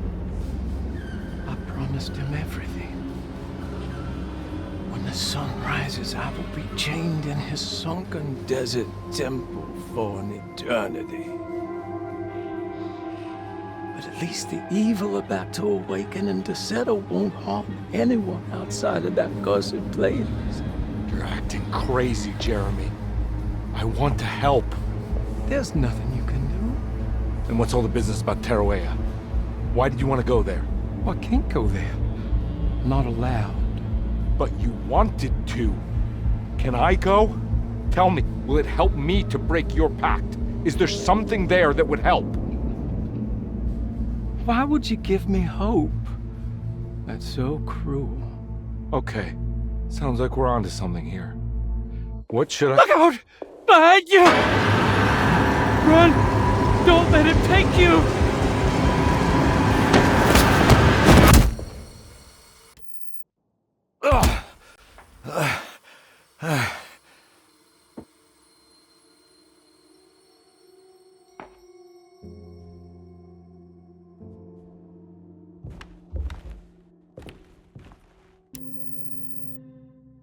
I've seen so many strange occurrences lately. Memories explode into existence and then burn out like tired glass bulb filaments. Dreamscapes crash down from the stars and sink into the sea. Doors that lead to nowhere and absolutely everywhere at once. With all this reverie, I want to think there's a chance that you found a way to remain alive in some way I cannot fathom. Just like I've learned to navigate with my talisman. Maybe you, with all your knowledge, you somehow knew a way to find me again, perhaps in Terrawaya. All my love, Jeremy.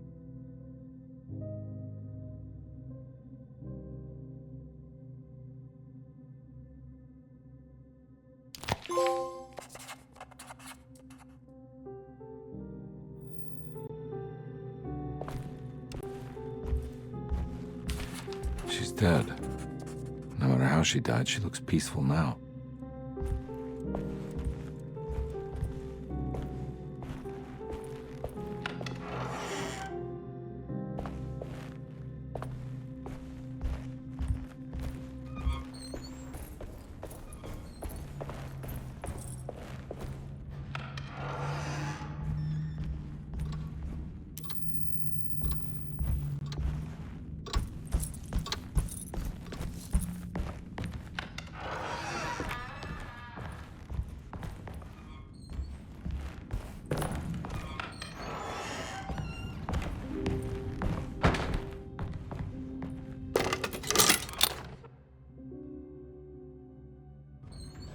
A telescope lens.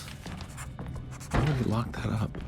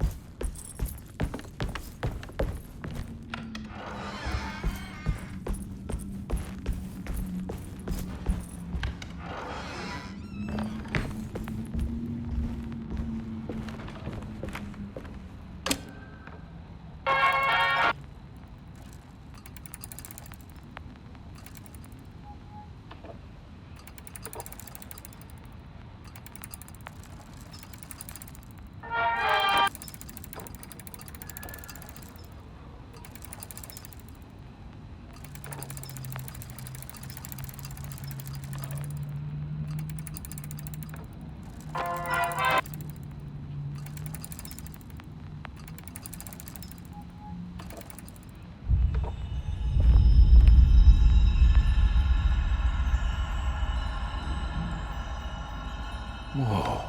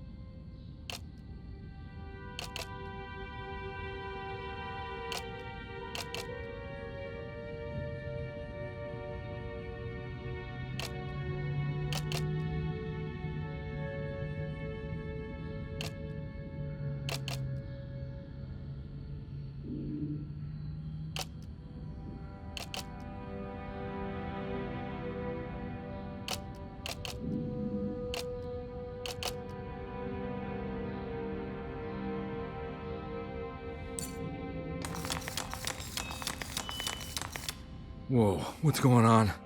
It's dialing in something all on its own and it's showing the way to another memory? Where is that?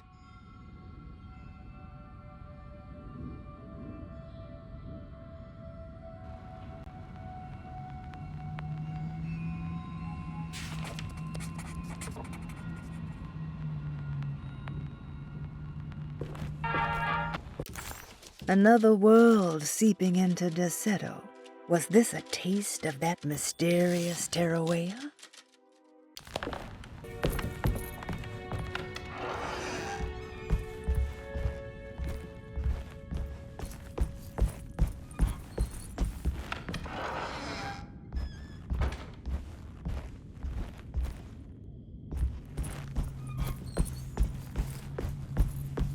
Here we go.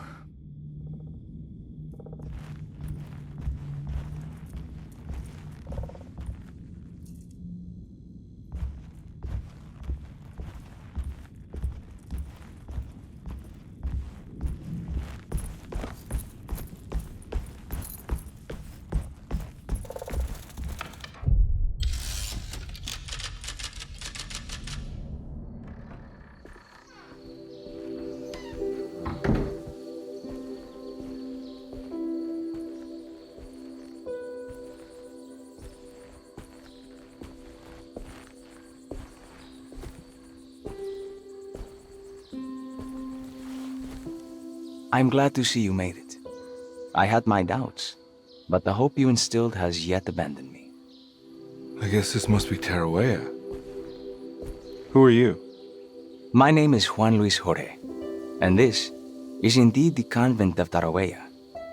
You'll have to excuse me, but Yermi never got your name. The name's Edward Carnby. I'm a private investigator. You're not a patient, are you? No. I'm the author of a book that Yermi once found important. How does that work? Are you part of this memory as well? Is this even a memory? I think calling me a manifestation of Yermi's subconscious would be more correct. And so is the convent of Terrawea. I'm a man Yermi has never met, and we are in a place that he has never been. Okay. So are you here to guide me or something? I have no more purpose than you do. I simply am. I will happily help you, of course, if I'm able. If you are already somehow part of Jeremy, why did he want to come here? Isn't he sort of here already? Yermi wanted to come here because it's a representation of his mind at peace. When Dr. Gray asks him to find his focus during his sessions, this far-flung convent is what Yermi imagines. He is under the impression that if he could physically come here, he would reach a perfect equanimity, a spiritual apotheosis. You don't think it would work? Yermi subconsciously knows it's just wishful thinking. He can't come here. Despite the pathways opened by the dark man between Derceto and Yermi's psyche, it's simply not possible. But I'm here. Indeed. It's a shame it's just another place for you, Detective. Otherwise, you could have become a Buddha. Always a bridesmaid, never a blushing bride. Am I right? Yes, I suppose so. You'll have to chase enlightenment elsewhere. So what's the next best thing? What can I do here? You should seek out the convent library and try to find the truth about Yermi's relationship with the Dark Man. It's the sort of knowledge he represses and is unable to reflect on. Will it tell me how to break the pact? Perhaps. At least you'll have something to confront Yermi with. Wait, why can't you just tell me? I don't know such things.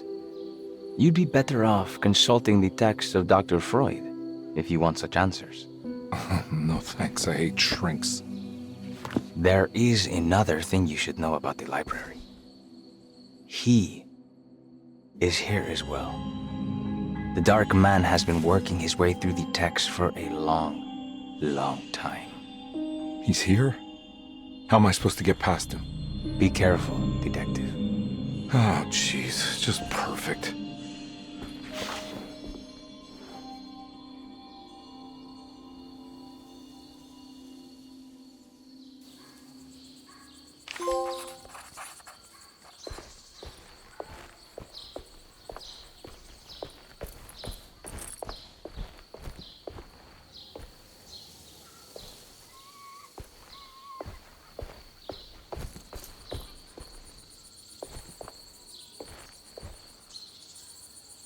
You have any advice on how to deal with the Dark Man?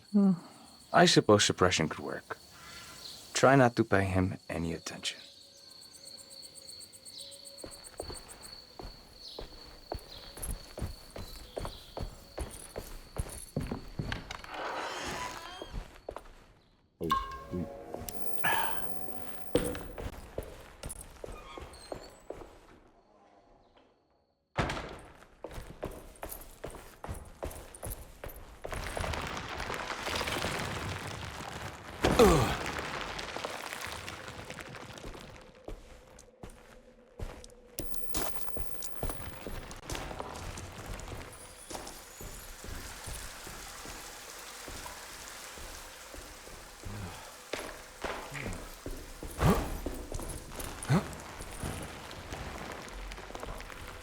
Oh.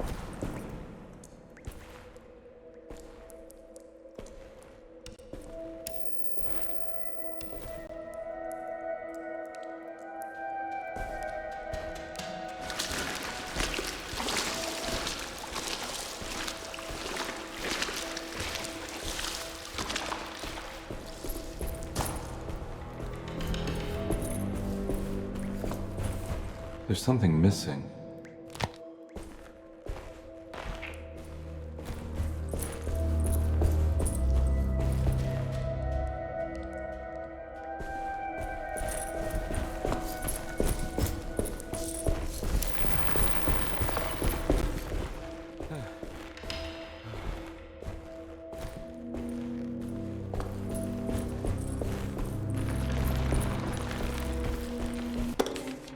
The great library was endless, beautiful, and terrible.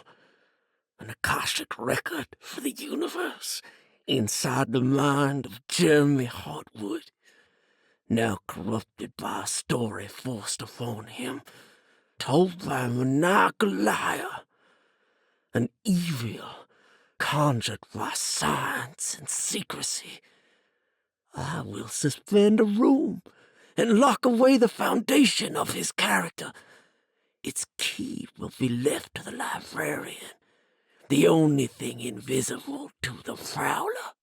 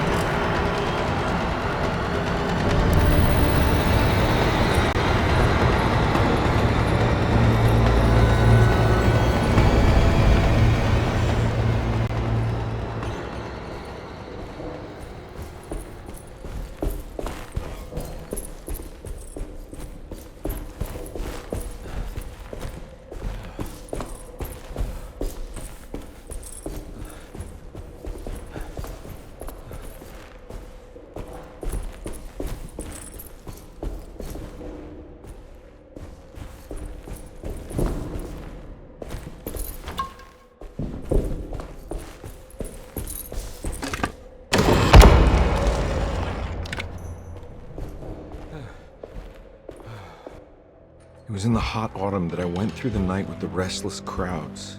He was a kind of itinerant showman who held forth in public halls and aroused widespread fear. The New Orleans address of the event is lost, but I remember distinctly the Prext Shipping Company pressing their contribution. Hey.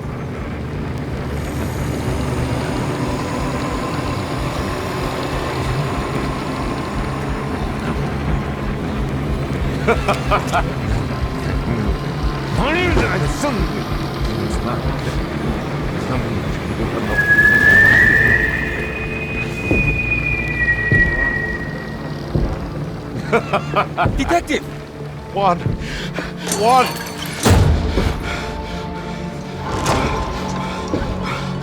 I hope you found what you were looking for. I fear there is no going back.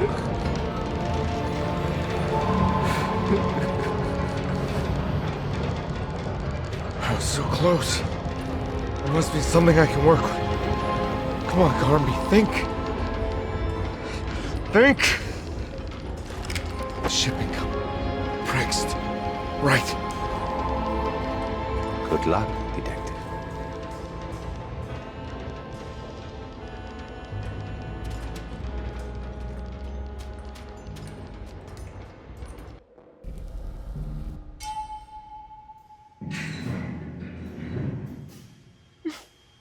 Well, thank God you're here, Detective.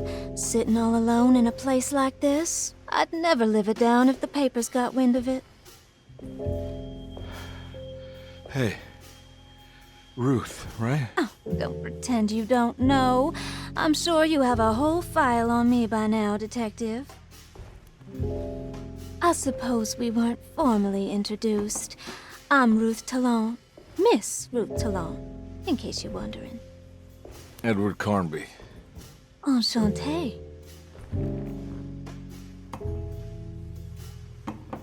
You sure? I had too many already. Nice. It's good. I know. I have great taste, Detective. I heard you're trying to break Jeremy's promise to the Dark Man. Yeah. Do you know anything about that kind of stuff? No, but it makes you wonder. If he made a promise, can't he simply stand by his words?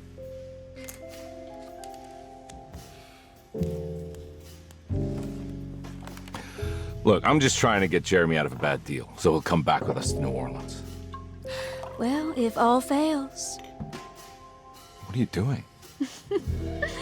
It's a sign of submission to the Dark Man. I saw it in a dream once. What?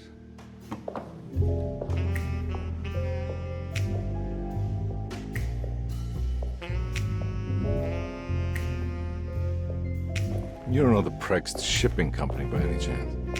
I do. They made big money during the war. Their waterfront office is just over there. How did you do that? Do what, Detective? Bonne chance. Hey, have you seen Emily Hartwood anywhere? Are you trying to make me jealous, Detective? No, I haven't seen your doll anywhere.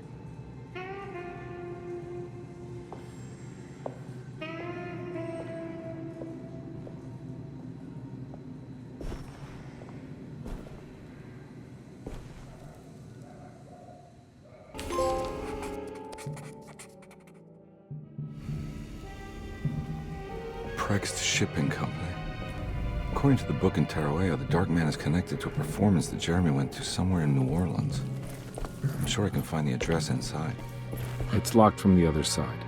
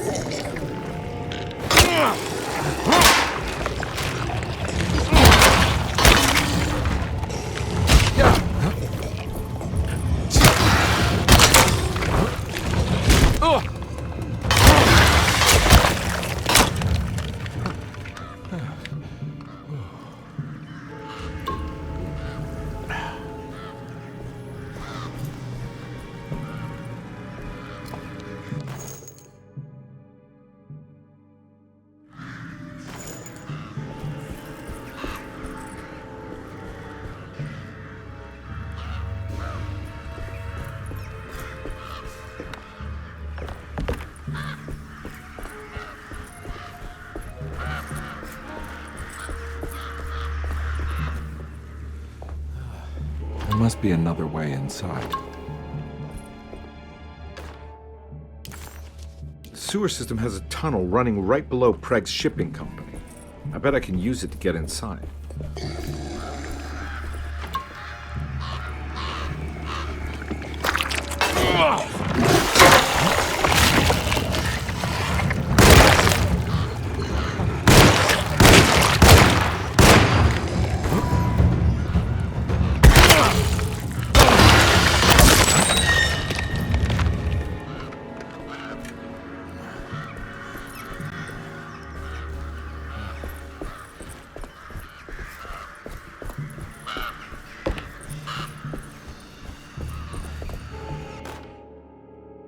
Hey.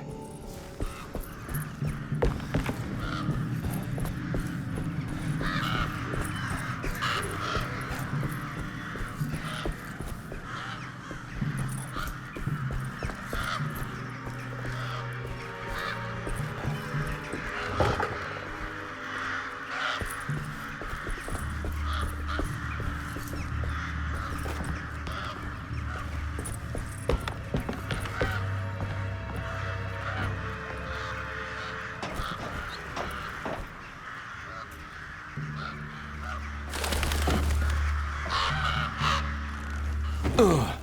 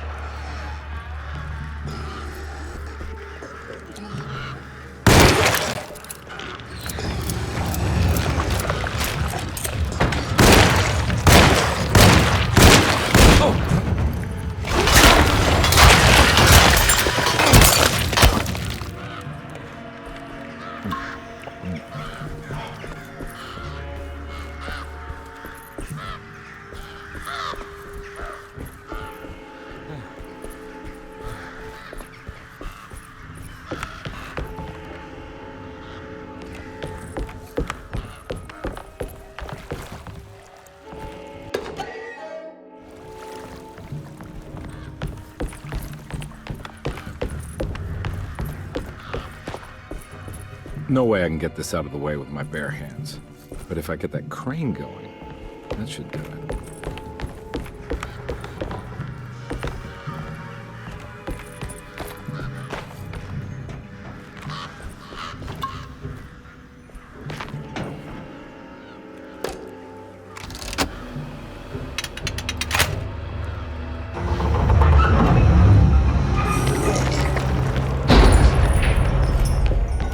Hold up.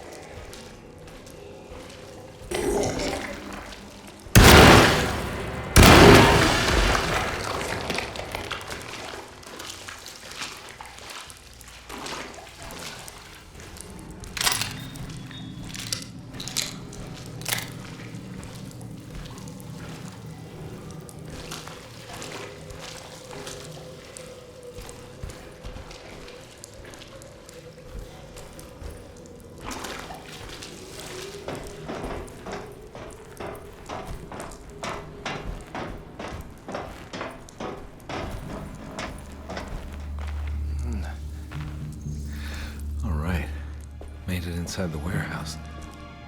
The office must be upstairs.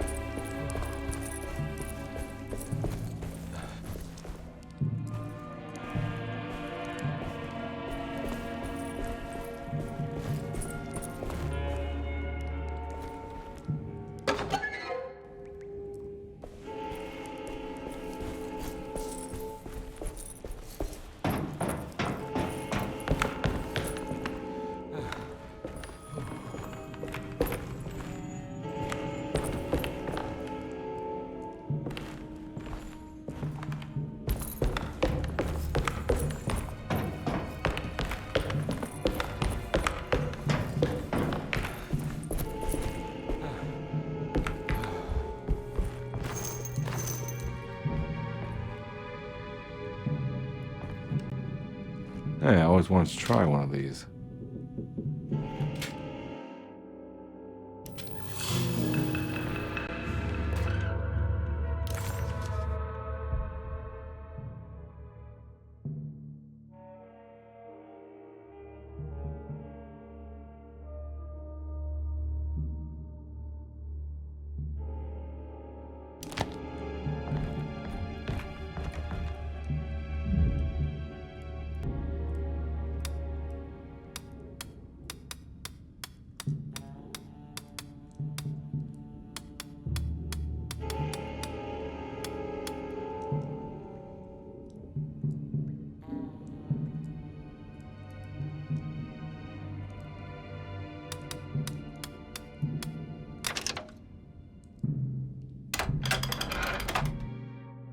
Cargo Manifesto, September 19th, 1892. Breck Shipping Company delivered 4 steamer trunks, 1 Egyptian sarcophagus, and a large wooden crate belonging to the showman called the Black Pharaoh, performing at 18th Street. Here we go. The address where Jeremy first encountered the Dark Man.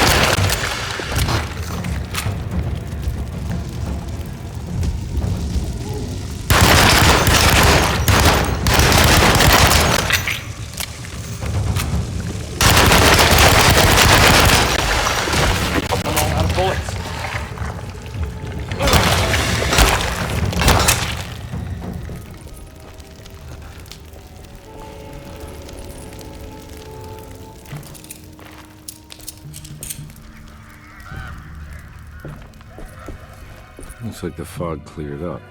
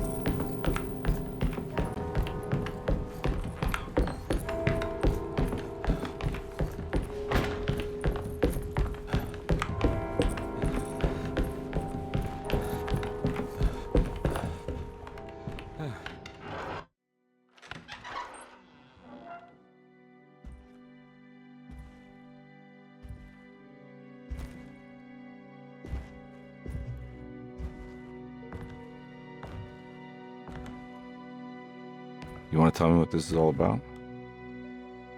Welcome, Detective, to the greatest show this side of the Mississippi. Nyarlathotep, the Black Pharaoh, the ancient magician who lived 1,000 lives and wore 1,000 masks. I can see why you settled on calling him the Dark Man. Saves your breath. So, you got scared by a stage magician, and now he's living inside your head. You can mock me, Detective, but you would be the crazy one to think his presence can be ignored. Look where we are!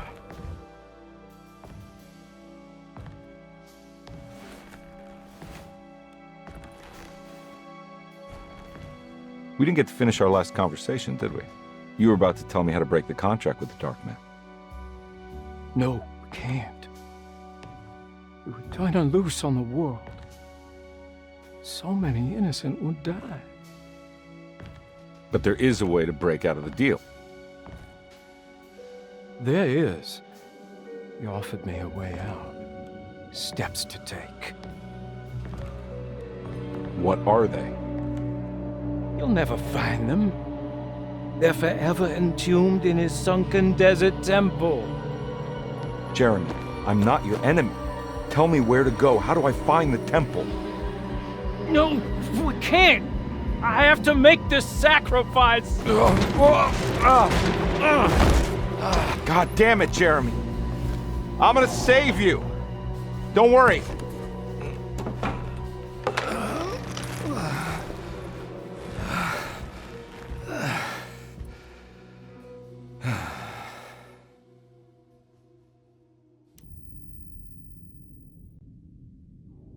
How do you save someone who doesn't want to be saved?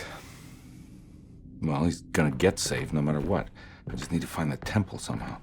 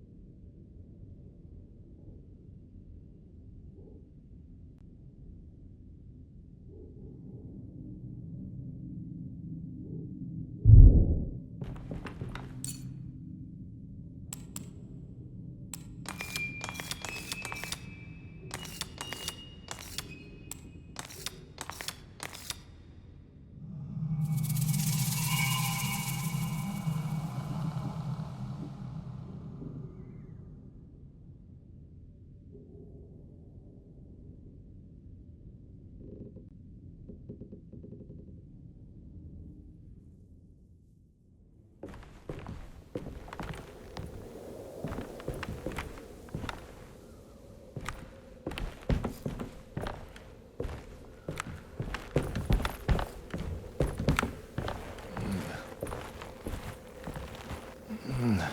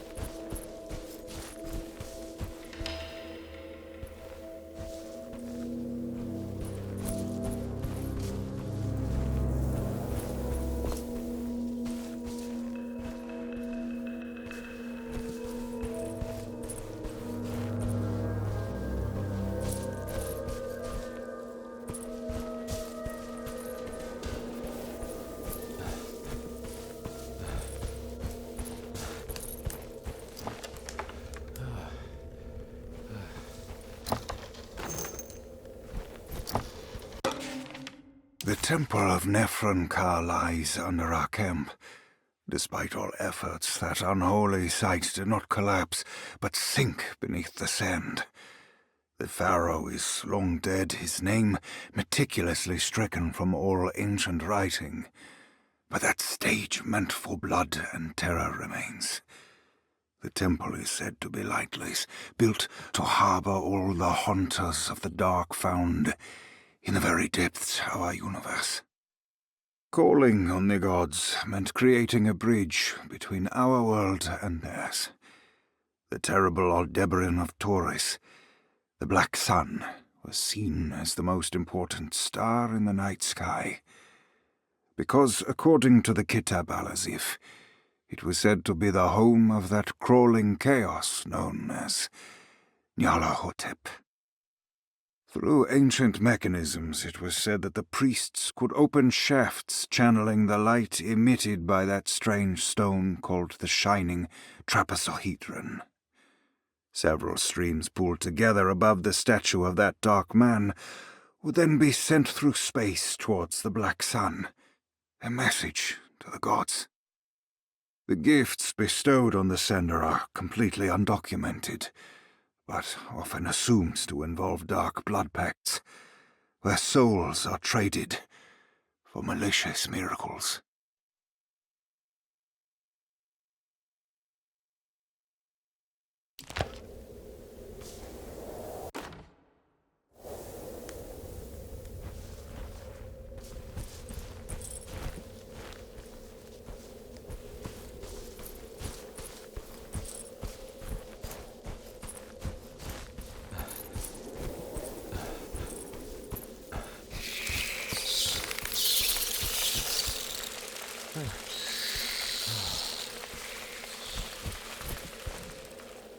Here we go.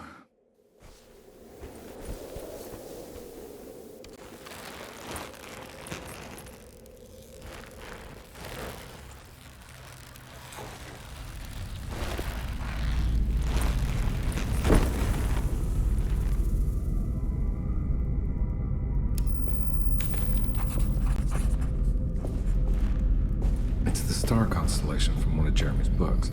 The Tor. I got a feeling this is where the contract is hidden. But how do I get to it?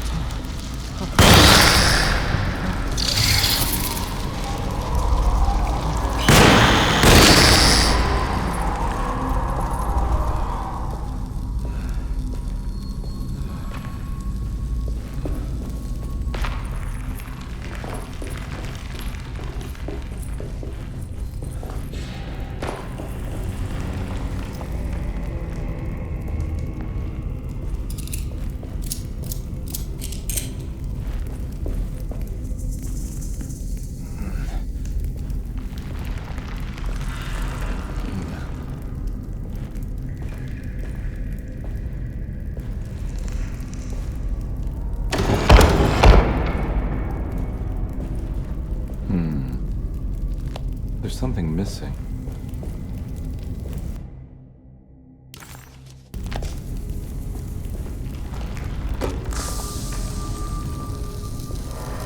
This one looks operational.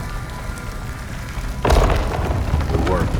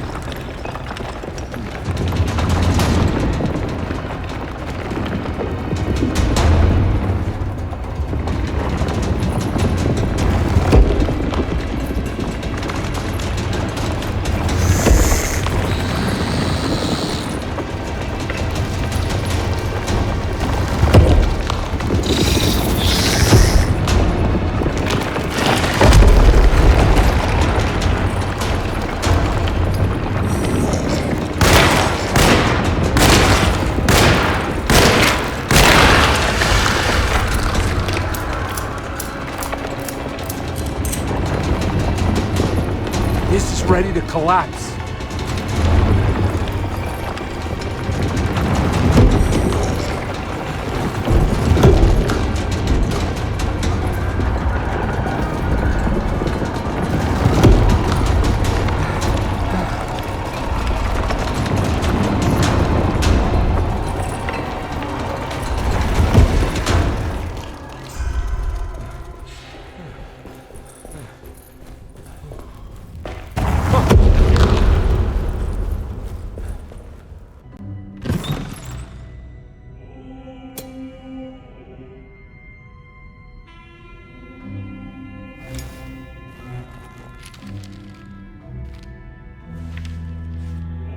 Acknowledge psychological trauma, breakthrough barriers of self-deceit, temperamentic behavior. These are the Dark Man's terms. The contract. Huh?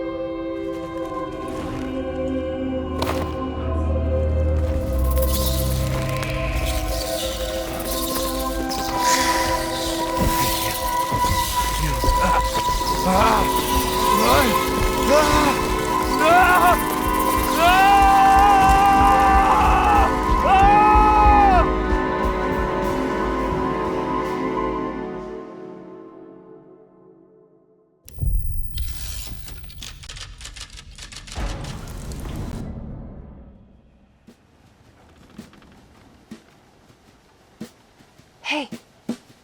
Hey, detective?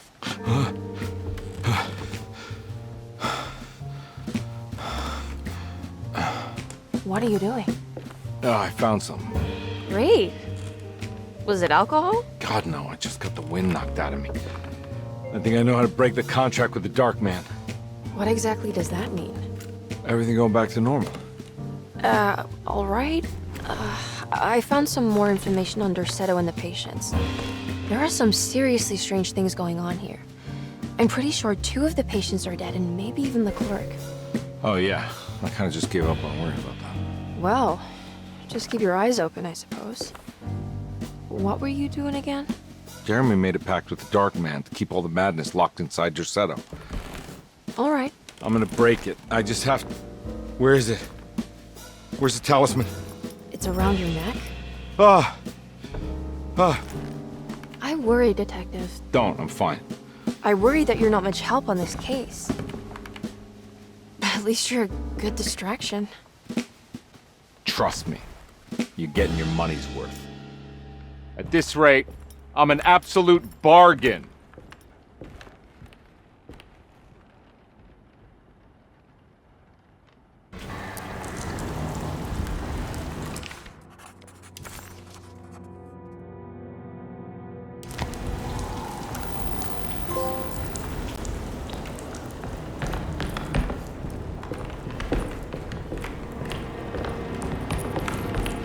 Just what this evening needed. Some ambiance. Combe never thought he'd be so happy to be back at Dorsetto. It felt like he had crawled through a long, dark tunnel of misery and regret. Now that he was back, Combe could look into the steps mentioned in the contract. But there was one thing that gnawed on him. What exactly did this have to do with Dr. Gray?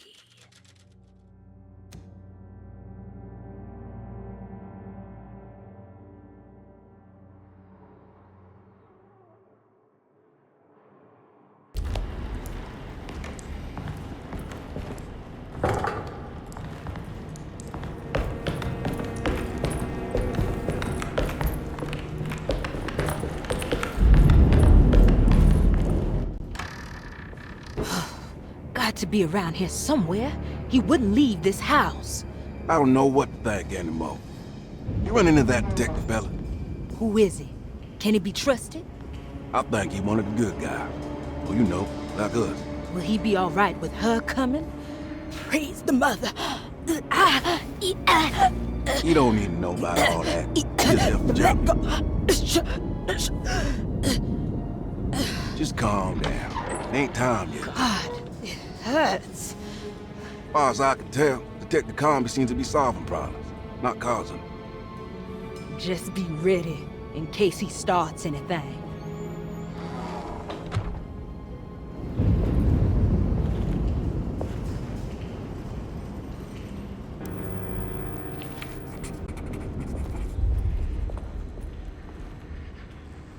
The 2 orderlies still hadn't found Jeremy. Conby figured this was good news. Emily had reminded him about some strange deaths at Dorsetto, and Conby wasn't sure who he could trust.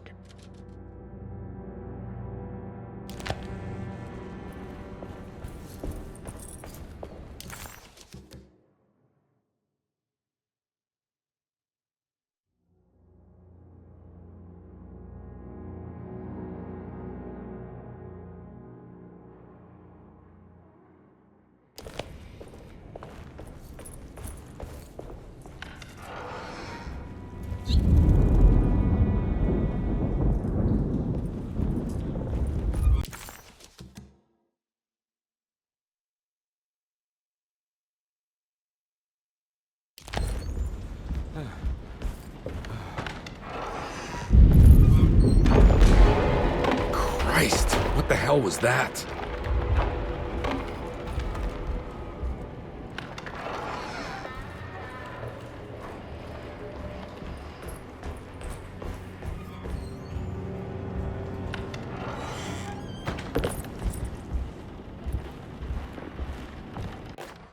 Lunacy and the Astarte Artist Colony, a monograph by Yael Klein. In early 1909, the old Derceto plantation outside of New Orleans was turned into an artist's colony. 3 famous European artists rented the house and the surrounding land from the owner, the Ledoux family. The colony was chiefly run by Sebastian Cortez, who was playfully dubbed the captain by his collaborators, William Arges and Heinrich Kassel. The colony existed for 6 years, until one day all 12 members disappeared without a trace. It is widely believed that their disappearance is connected to the disastrous hurricane that passed through on September 29, 1915, but nothing truly supports this claim. What is known is their frequent participation in New Orleans nightlife, their love for hosting parties, and their elaborate contributions to the Mardi Gras parades as the Pirates of Pontchartrain. Accounts of their lifestyle can be found in almost every gossip column. It can effectively be summed up as carefree and bohemian. In late June 1909, the name Astarte first appeared in the newspapers. Cortez said the name came to him as he was painting. There is never any claim to knowing about the ancient Phoenician fertility goddess with the same name before this time. His fellow colonist Heinrich Kassel did know, because he later produced sculptures that show clear references to ancient idols of the goddess. It's impossible to know for sure how this name suddenly made an appearance, but it is interesting because of Derseto's history. Even the name Derceto is the Greek name of a Syrian fertility goddess. In the case of naming the plantation, Derceto was certainly not an accident. We know that Elijah Pickford intended to build a temple for his cult, for he had distributed pamphlets 2 years prior to the purchase of the land, advertising his intentions. His followers were estimated to be almost 100 men and women, mostly sailors, Maroons, and Cajuns, when the plantation was built. To outsiders, Derceto registered as an ordinary slave plantation, which enabled Pickford and his flock to remain hidden for decades. The official story is that the cult lasted until 1862, when the Union Army came and burned down the plantation and scattered all who lived there. Following the Civil War, new people started to congregate in the ruins of Derceto to invent a new fertility goddess, the Shub-Niggurath. As much as Derceto is a particular name to have heard of, it's not entirely uncommon among the learned. Astarte is equally known and could have been subconsciously chosen by well-read artists. Shub-Niggurath is, on the other hand, very uncommon. Almost impossible that anyone in Louisiana would have heard that name. The name is referenced only in rare books like Unaussprechlichen Kulten and the Necronomicon, and is believed to be a bastardization of Arabic words meaning pertaining to the dark young. The few paragraphs printed on the goddess are so upsetting that no one in their right mind would want to build a religion resting on such qualities. The Shub-Niggurath cult was hard to get rid of, but it is believed that despite the police jailing and killing several cultists over the years, the main culprit in the cult's demise is the cult itself, which seems to line up with every instance of cult activity on Derseto's grounds. When Captain J.W. Norton of the Union Army arrived, he described the people at Derceto as malnourished and maniacal.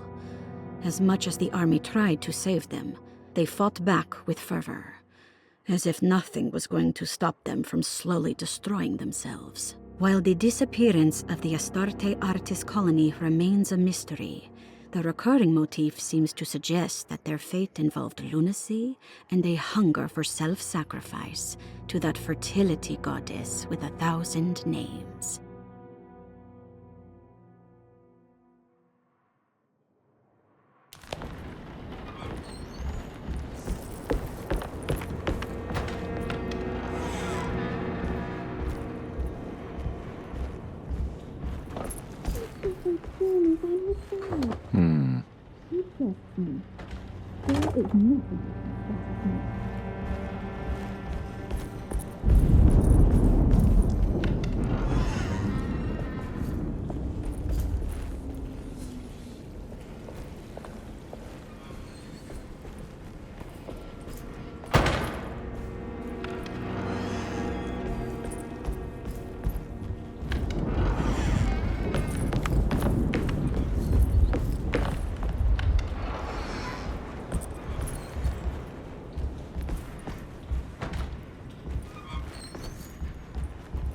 It's blocked.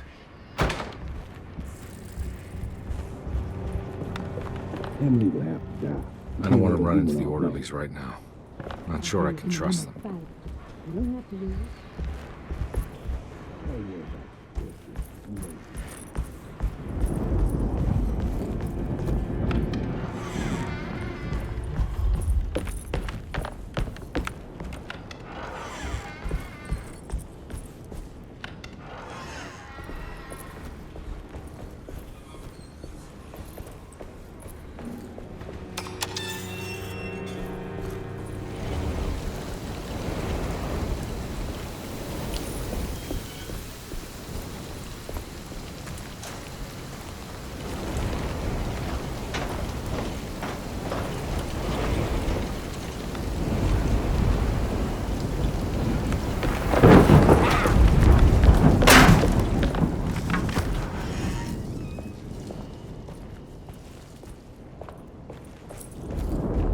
I need the key.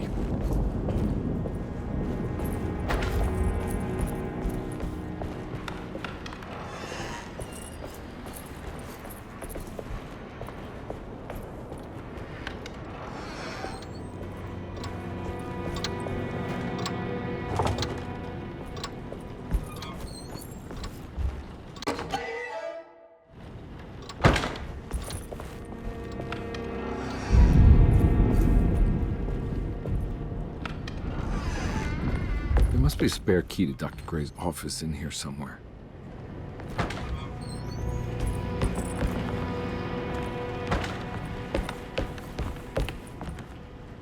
I don't have the combination for this, but maybe Jeremy did.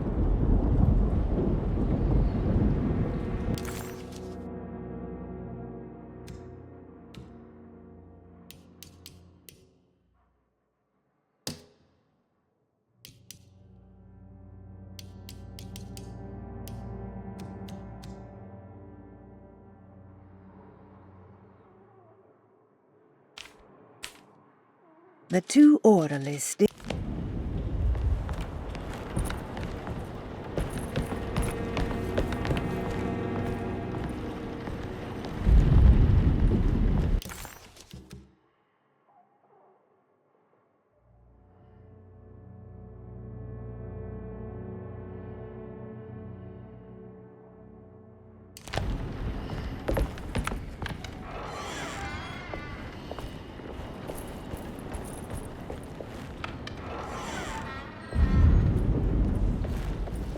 I can't leave. I got a job to do.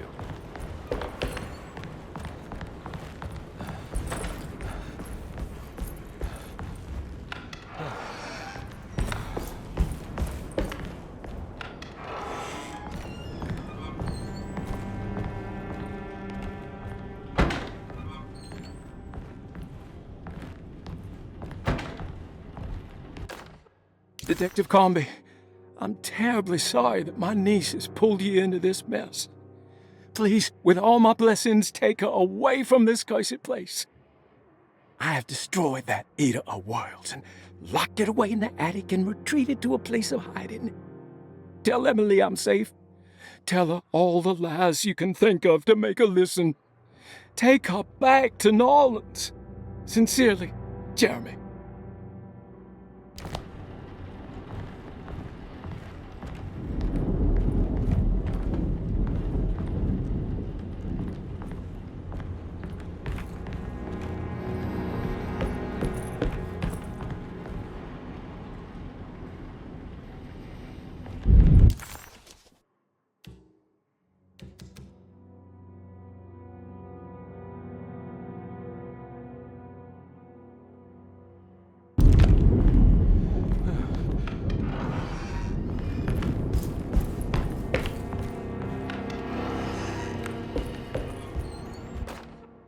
Brother, I need you to trust me.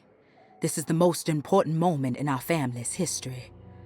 I know you have doubts and that the terrible Mama Loa told you lies. I would never betray you. I promise. Lottie.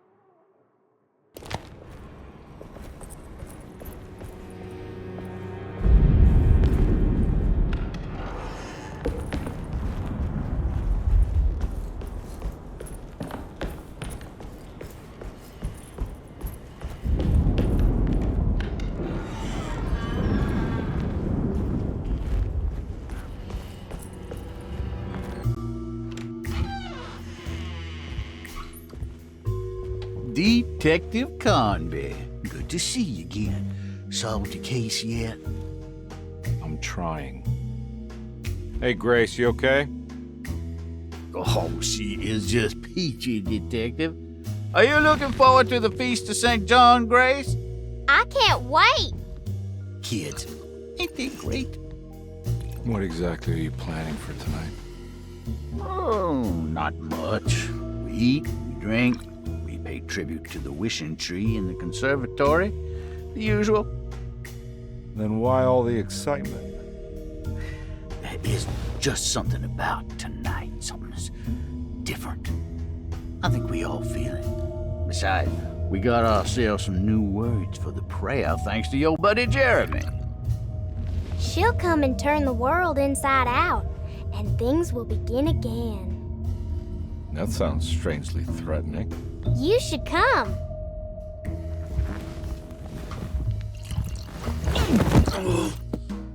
God damn it, Grace. Stay put for once.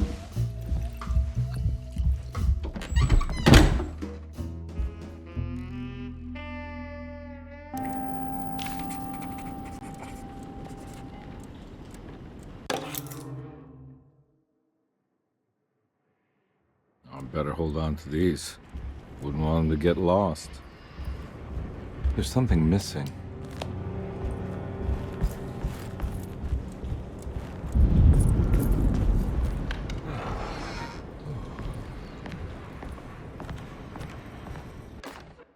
Jeremy knew that the only one who could help him now was the guest in room number 3. The room seemed to have been empty for so long. But that wasn't allowed to be true.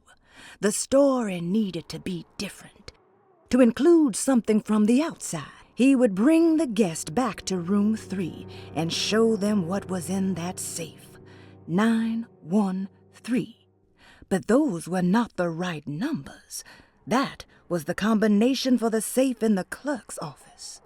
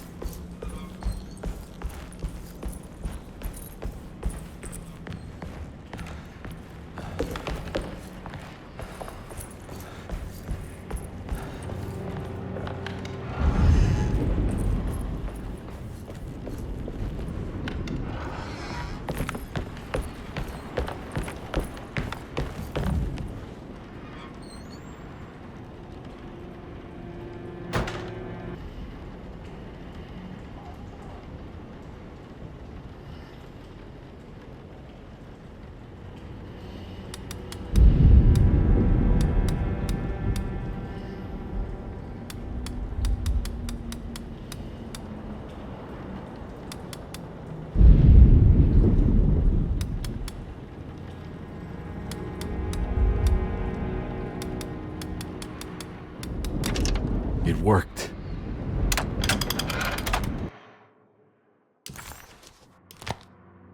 The last guest in the empty room suffered from severe maladaptation. I must write this down, because if I understand the condition sufficiently, it could make me deny this fact at a later date, and there is reason for me to think I may come to suffer the consequences from this dysfunction, as some who came in contact with the guest seemed to adopt a new worldview in which everything was predetermined but broken. Upon accepting this worldview, some memories became unmanageable and later rejected. I do not know what this means, I cannot even remember the fate of the guest. I think they were simply misplaced one day and forgotten. Just like all documents pertaining to this guest, they have all been destroyed, or they never existed in the first place. Who wrote this? There has never been a guest in the empty room.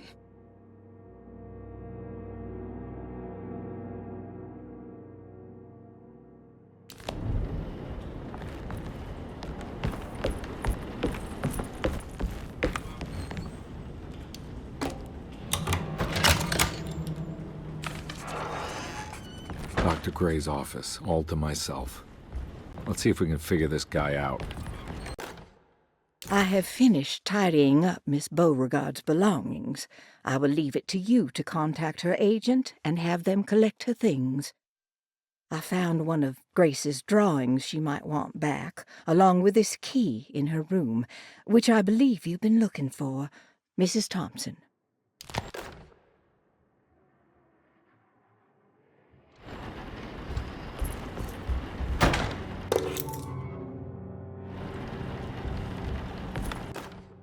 Dearest Dr. Manzetti, I find myself in a losing battle with my patient.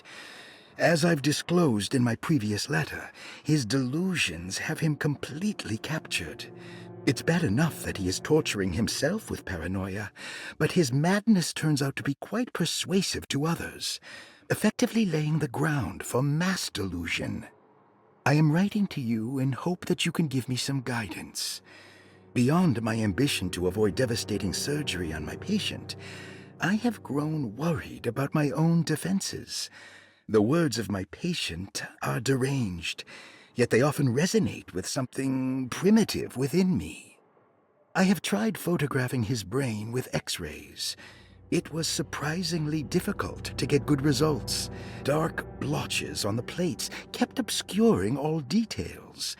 My patient looked at the bad plates and cried out in terror, telling me the dark areas was the shadow of the worm eating him from inside.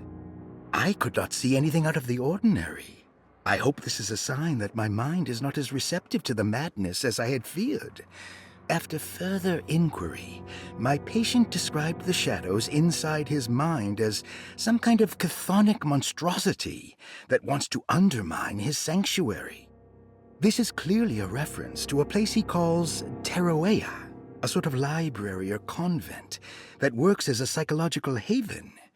With this imaginary haven threatened by this Chthonian, he has now constructed another, less pleasant hiding spot. Lately, he has been bringing up a metaphor of a steamboat that has run aground, that he feels like he needs to start the engines and reverse, but he is afraid that the hole in the hull would cause the whole ship to sink. I've been watching him turn this metaphor into reality for the last week. He knows it's made up, but he is doubling down, trying to make it a real memory. I feel certain that this is my chance to break through the barriers of his self-deceit.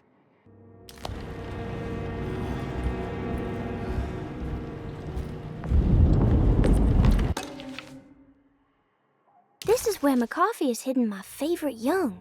It's very important.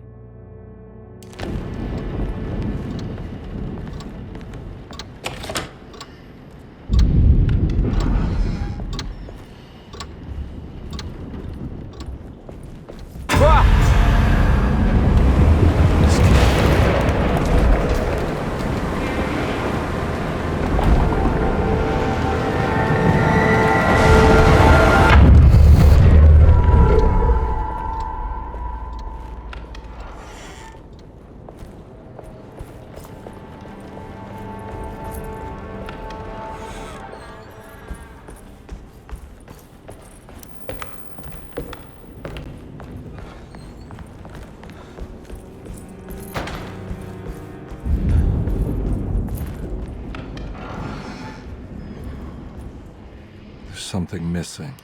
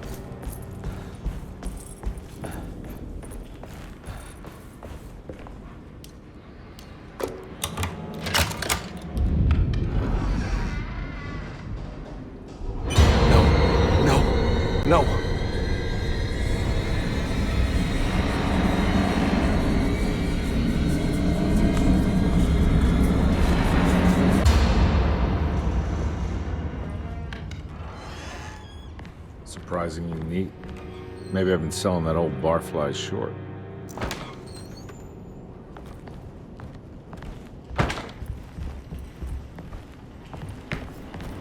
Looks like McCarthy has something hidden inside.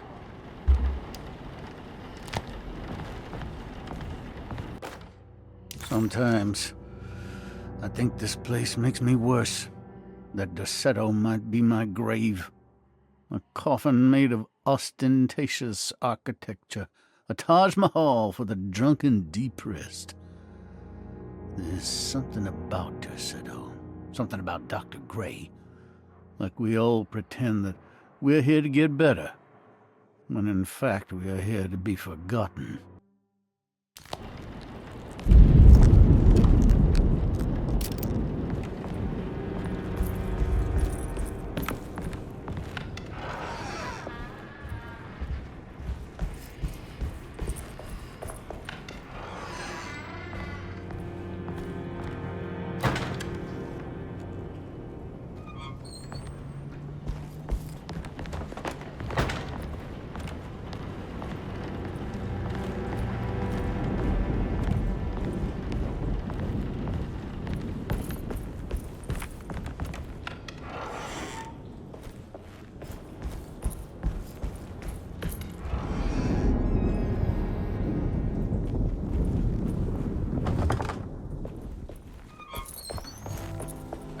Take this much more. This has to end.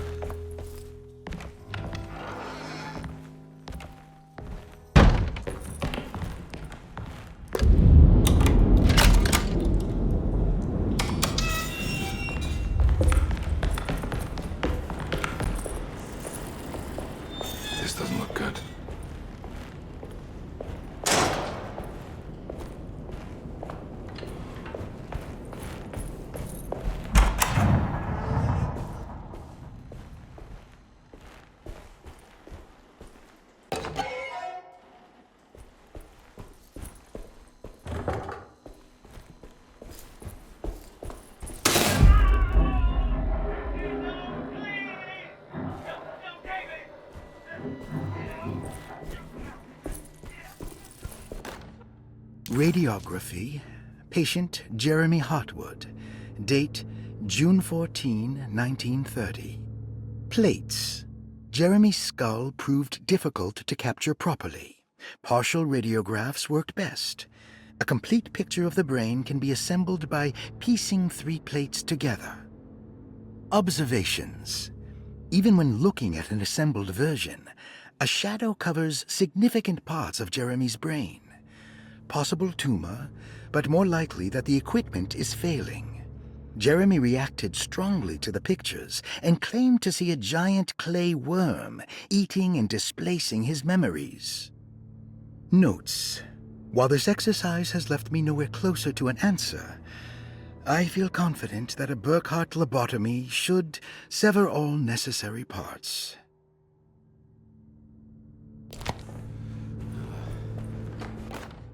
Hypothetical psychosurgery based on the ideas by Burkhardt and the St. Petersburg research could end up saving Jeremy's mind. Severing the connections around the frontal lobe would certainly solve most mental afflictions. The procedure would be brutal in performance, as well as in efficiency. An ice pick pushed through the edge of the eye and into the skull would untether the nerves like Alexander cutting the Gordian knot. As this would likely leave Jeremy in a very different condition, all other paths should first be explored. The medical instrument I would need for this lobotomy is missing, and I should have Waits order a new one.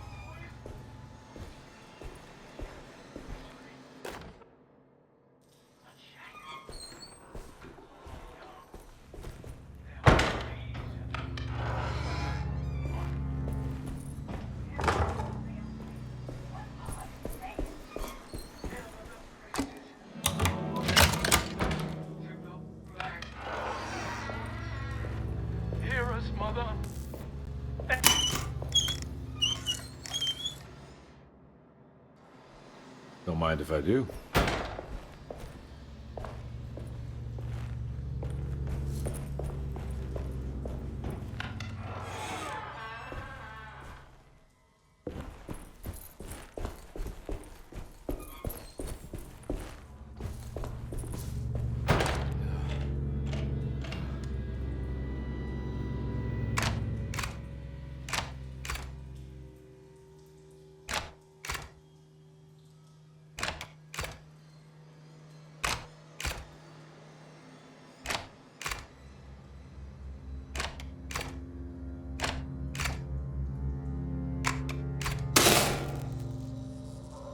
That's better.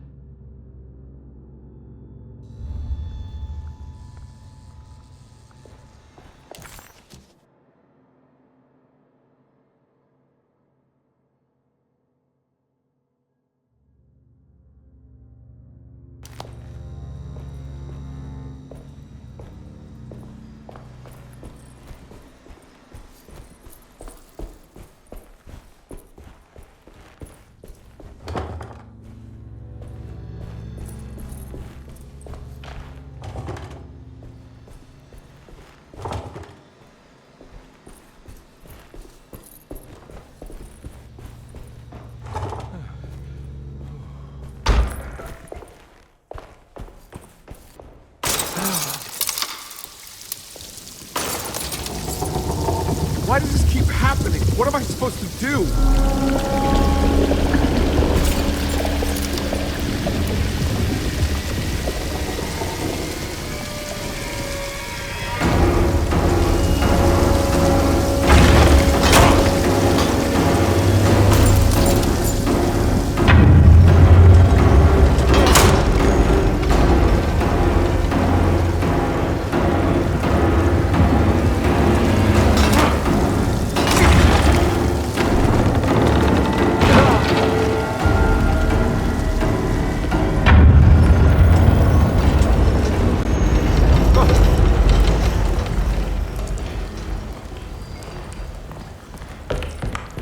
And we're back here. Well, perfect time to have a look around this place.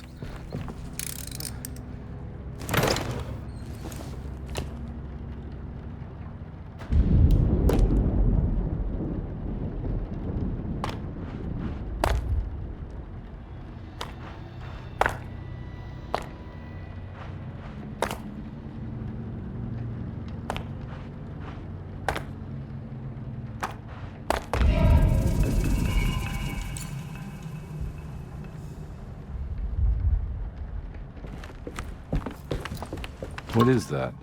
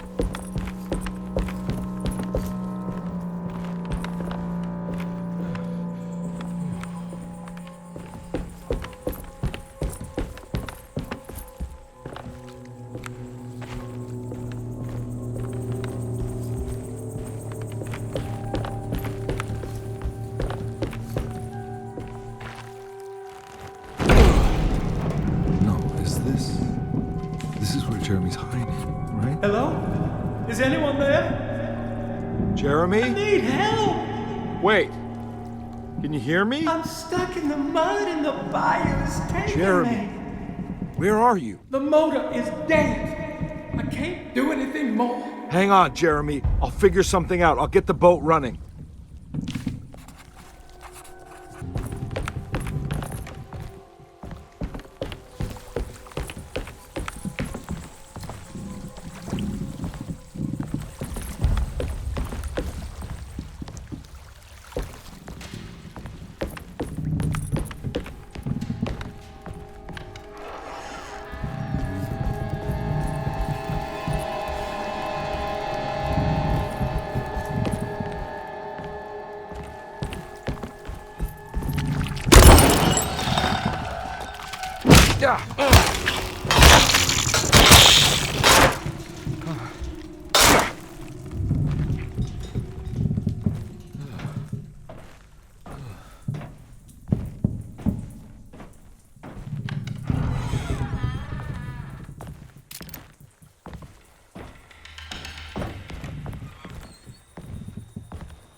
The boat's wedged itself right into the bayou. If I get the motor started, I could try reversing back into the river.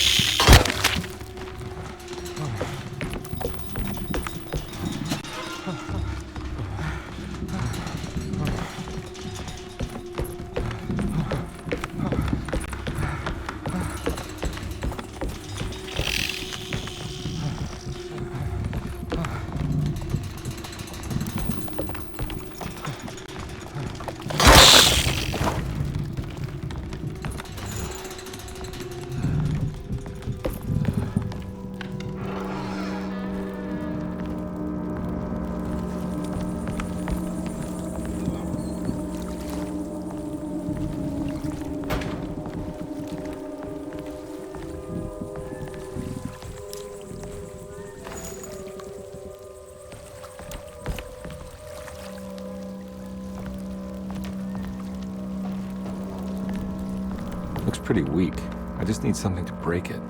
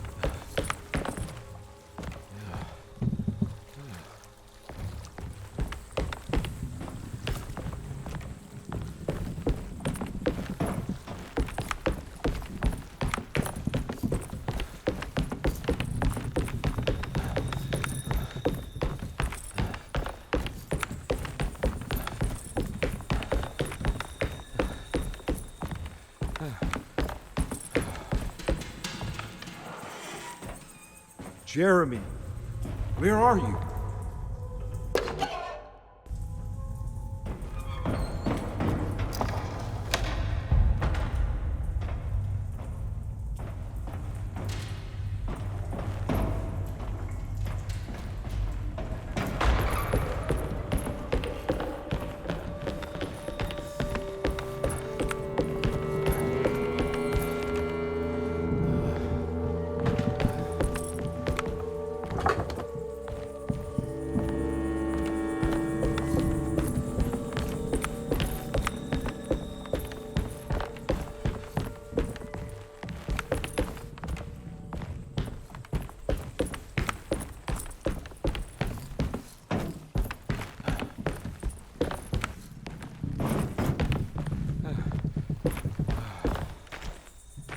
The winch is powered by electricity. I need to find a way to turn it on before I can use it.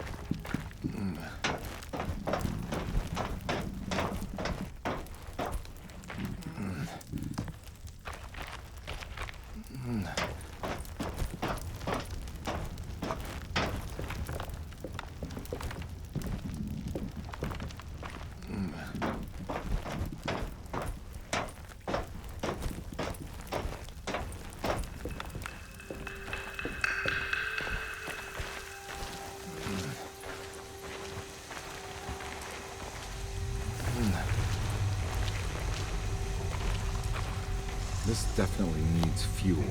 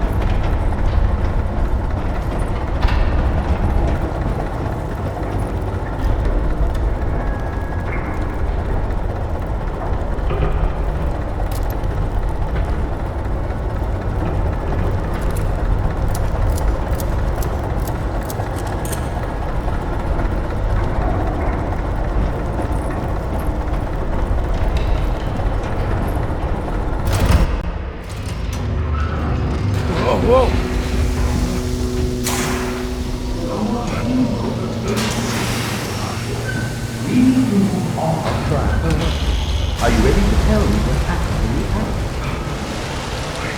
I put a rope around my neck, and then I strangled all life from my body.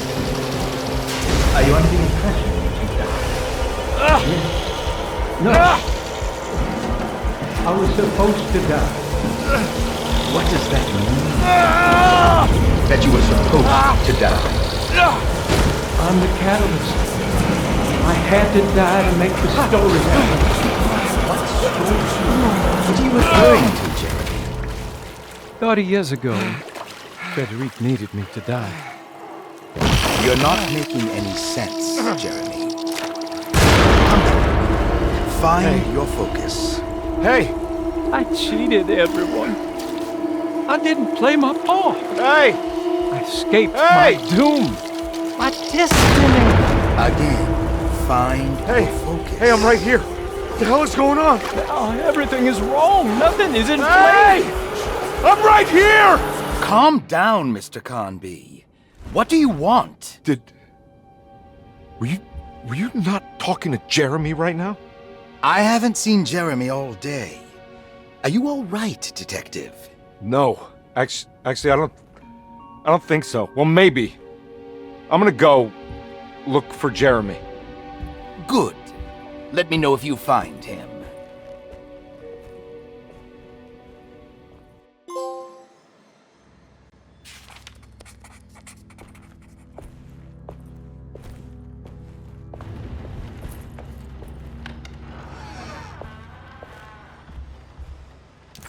Jeremy was calling out for help, but Conby couldn't figure out where the voice was coming from. For a moment, Conby wondered if the boat itself was Jeremy, or if he was below it somehow. It didn't matter right now. Jeremy was clear on one thing. He wanted Conby to get the steamboat running and out of the mud.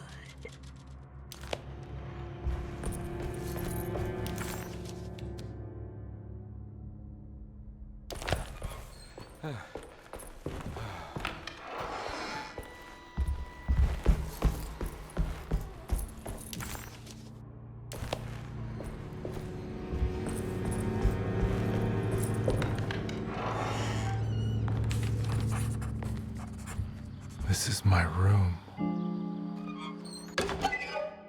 I belong. I recognize this view. I know the combination. I carry it with me.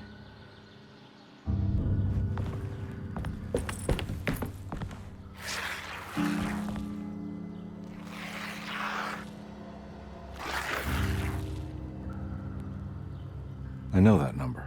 Where's that from? I did this. I wrote that.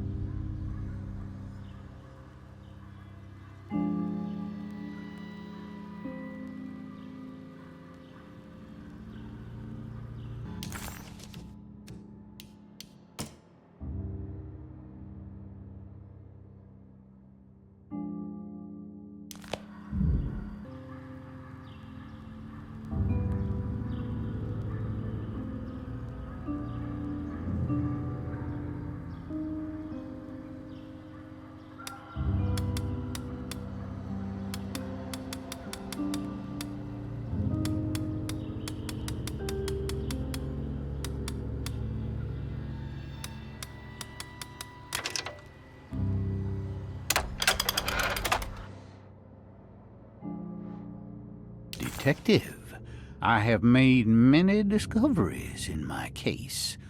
The child we want is safe, thanks to good people like me and you. We're so similar, but you don't see all the things I do. To find your man, Jeremy, you also need to look for the girl. It has always been that way. The young deliver us all. You should have a look in my room. There's a piece of the puzzle you will need. Take care now. My coffee. How long have I been here?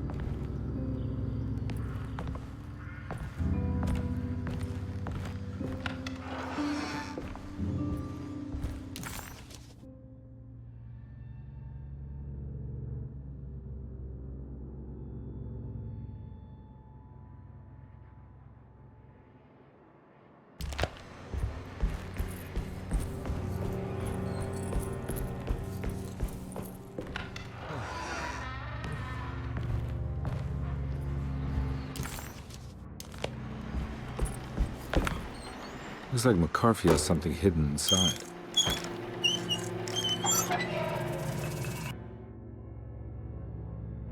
Why would McCarthy lock this up? Was he trying to keep Grace from completing the shank?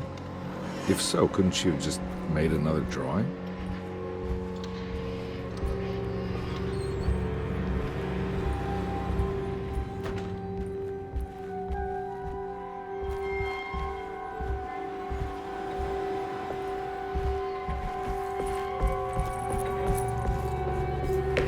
What the hell happened in here?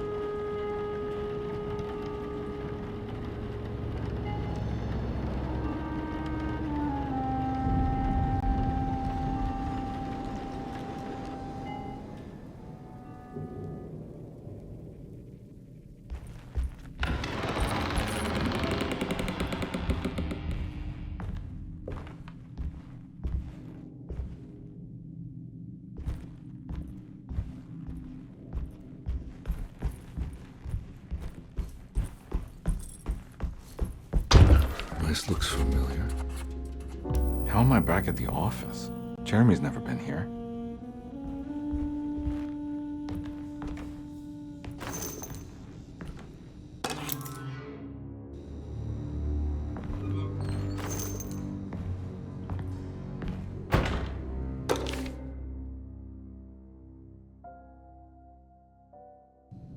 That's me, isn't it?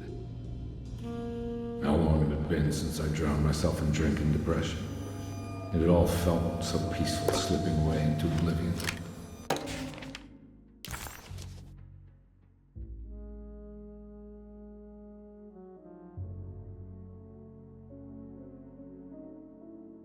A welcoming, dark voice wrapped around my mind like a heavy blanket. It turned off suddenly as I woke up from the sound of my office door closing shut. A messenger had left a telegram from Mrs. Saunders. She had a lead on where to find her husband and her kidnapped daughter.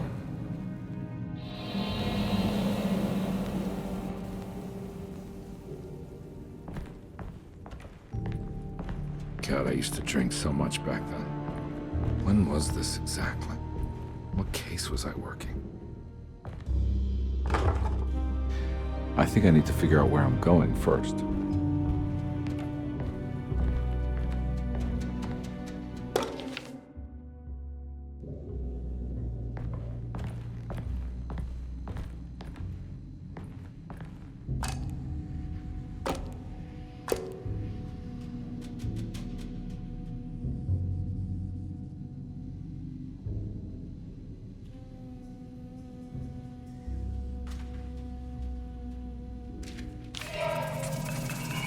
I remember this case.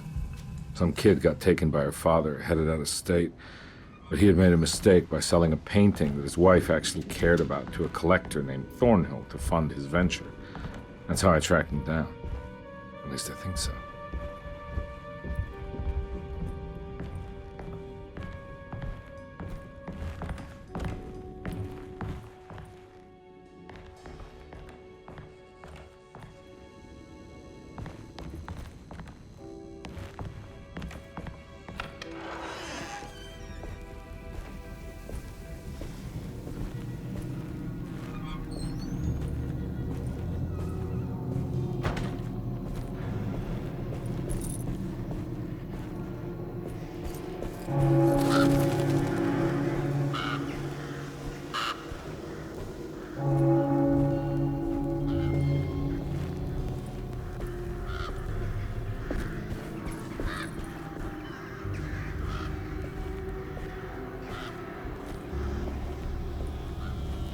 Thornhill wasn't a bad man, but he had principles keeping him from handing out information about his deals. So he needed some convincing.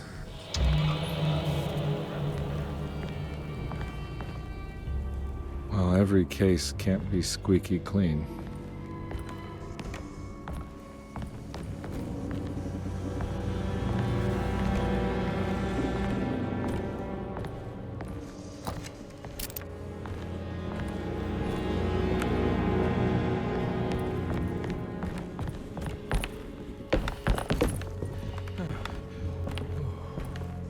Mr. Saunders had sold a valuable painting to Thornhill, hoping the money would carry him to wherever he was going.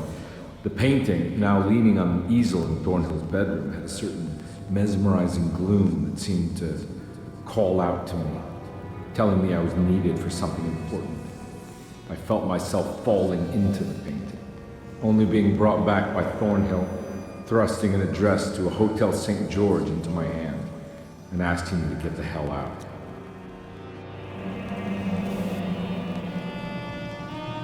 I don't remember this at all, but I can't say it didn't happen.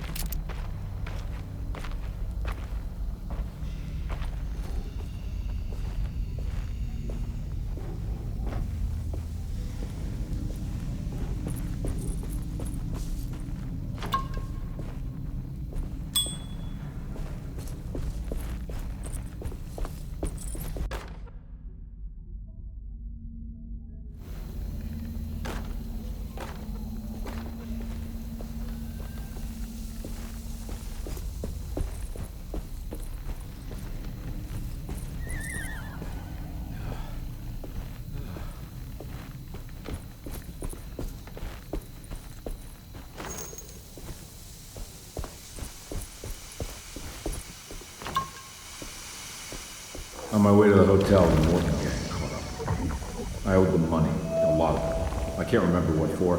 Probably some dumb gambling debt growing in size for each payment missed. I punched one of them out, and I sent the others packing.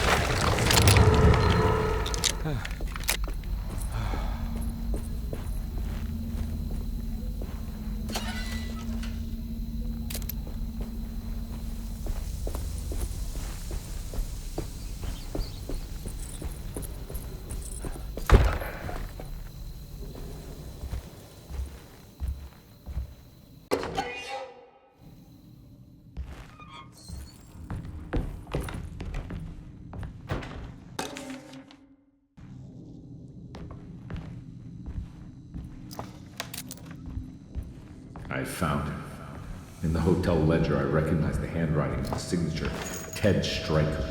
It was him. I could feel it. It was the kidnapper I was hunting. I put on my knuckles and hurried up to his room.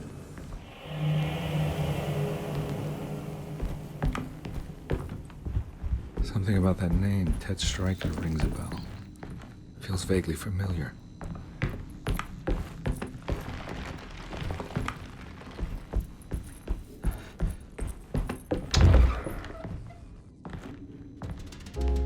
I recognize this room, but I didn't catch up with them here. I must have followed them, but where?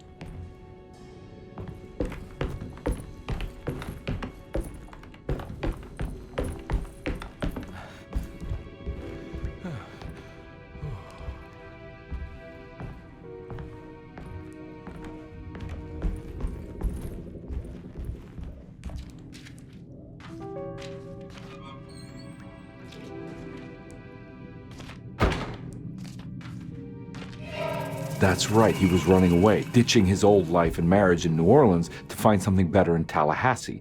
And he took his daughter with him against the will of the mother. That's why she hired me. But I stopped him. I caught up with him at the Pearl River Bridge.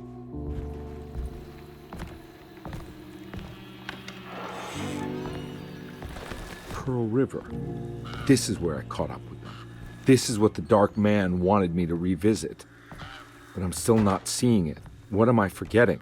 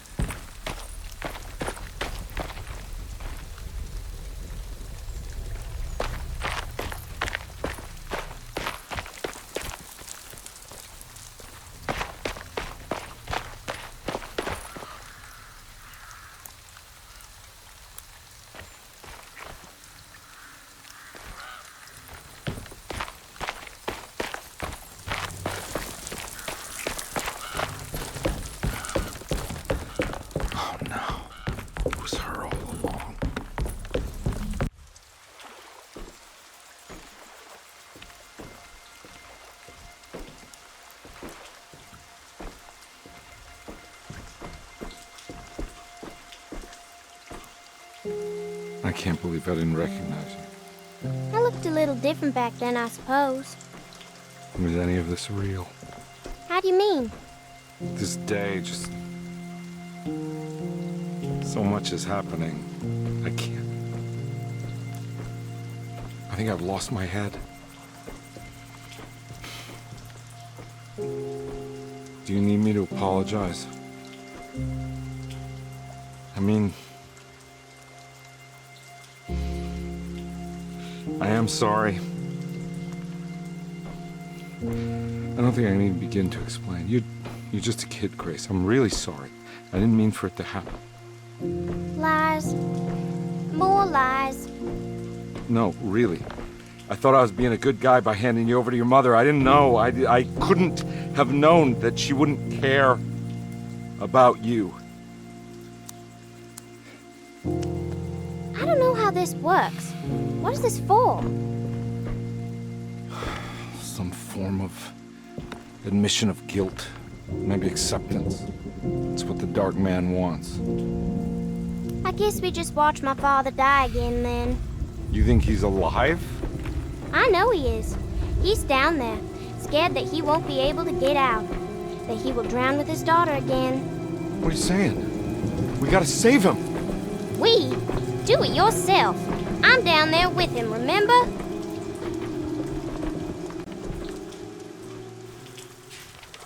Can I really save them? This all happened so long ago. I have to find a way to get down there. I have to see it with my own eyes. There was a boat at the house where I entered. If I can raise the bridge, I should be able to get to the car. There must be a way to save you both, right? Why else would I be here?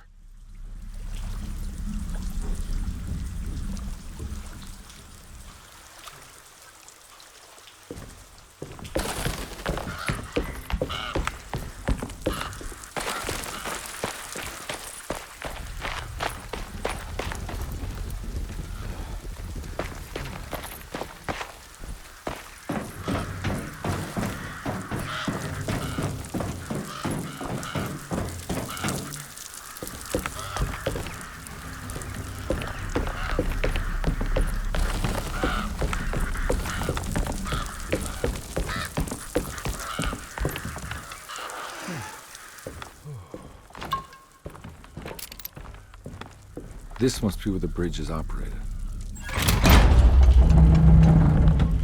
Nothing's happening. It's like something's holding it back.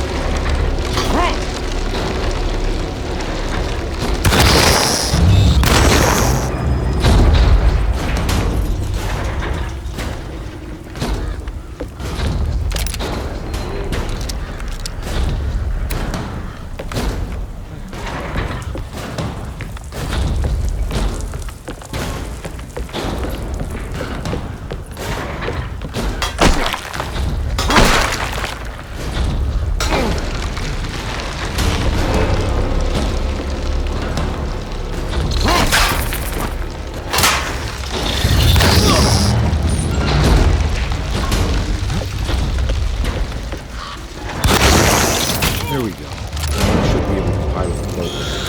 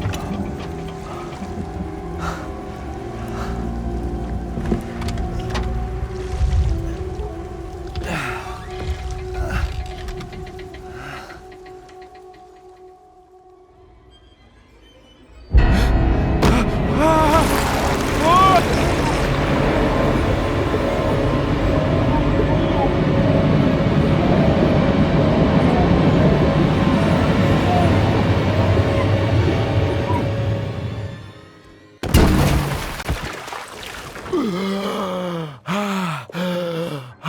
God, Carnby. Are you okay?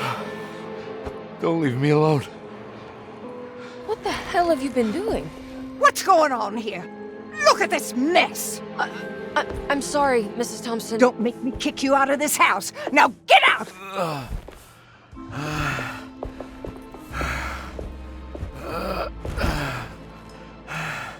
Hey, Detective. Mr. Carnby. I'm really worried about you. I'm okay.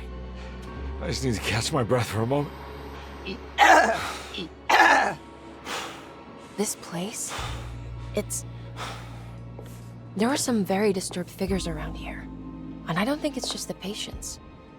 I've been reading some things about how Derceto has a deranging effect on people. I think it might explain things. What?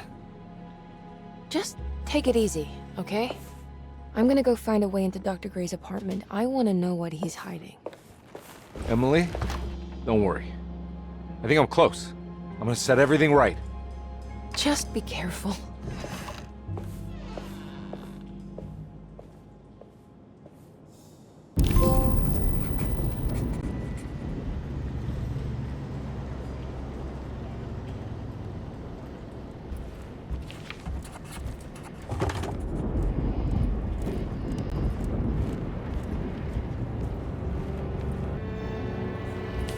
Carnby had run their car off the bridge. He pulled Grace out of the sinking car, but left her father to drown. He could have saved him. There was time. He just chose not to. Instead, he took Grace back to New Orleans and collected his paycheck.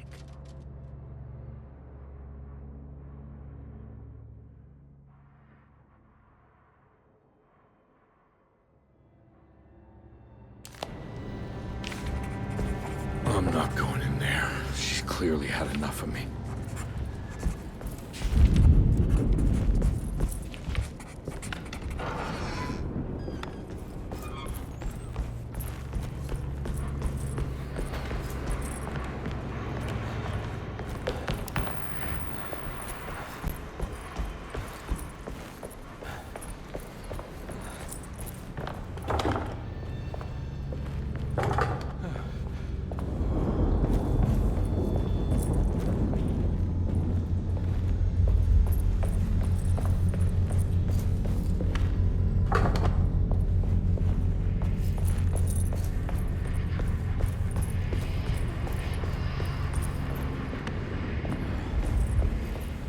I can't leave. I got a job to do.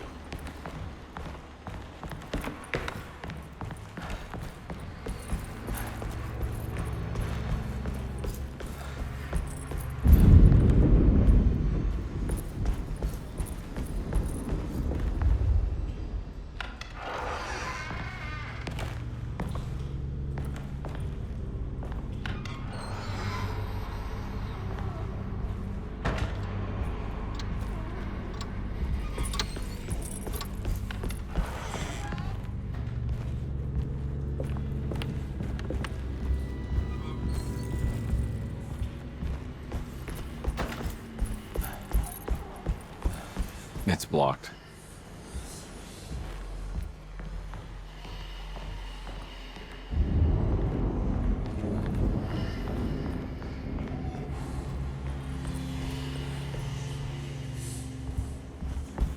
It's blocked.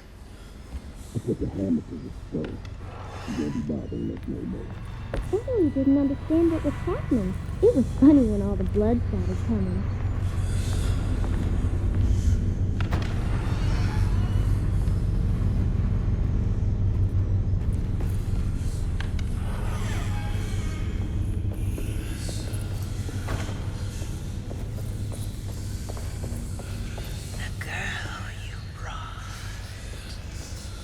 What is that? You must see this through. What is it? What do you One of the young. Don't worry. This is it, Edward. You should have. Time. Let it happen. You want this. You need this.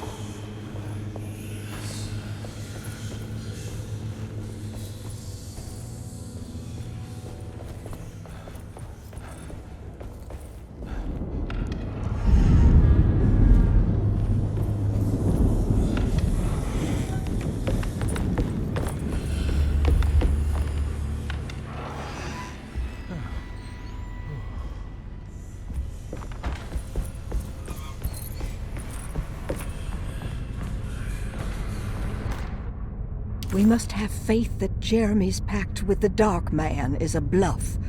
If we are lucky, our visitors will find him and prove it's all nonsense before night falls. What is true is our attempt to call on her. Too many things have happened for this evening to be in vain. Think of Jack and Cassandra, even Perosi, whose circumstances I can't understand. Grace is a goat without horns. She knows it and will play the role. You must talk to your brother, Batiste. I worry that he will fail us. Mrs. Thompson.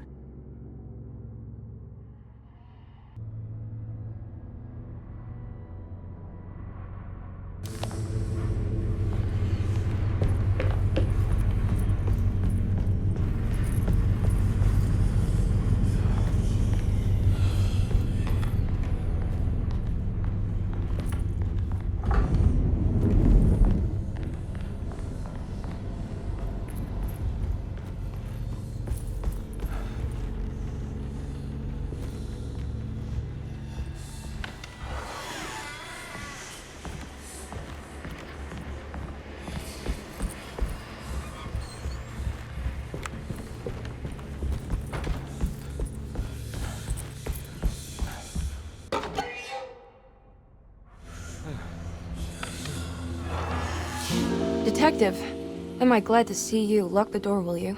I don't think Dr. Gray would appreciate us snooping around. What's going on here? This feels so strange.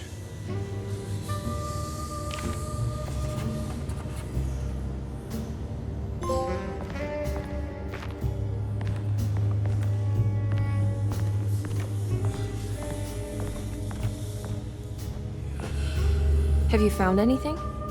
What? Yeah, I've seen some things.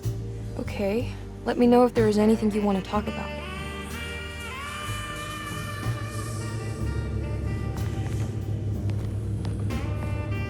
There's a book missing.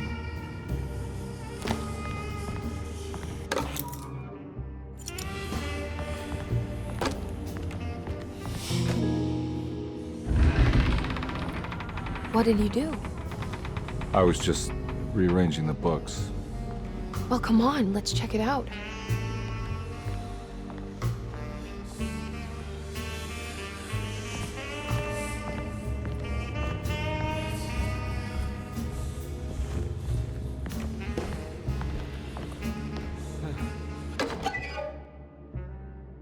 Nice.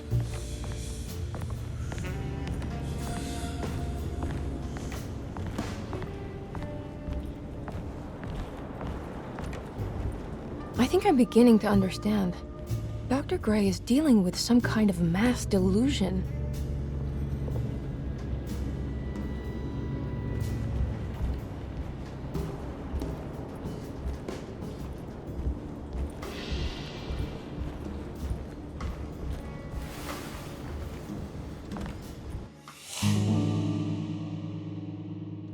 Huh. Has that been there this whole time?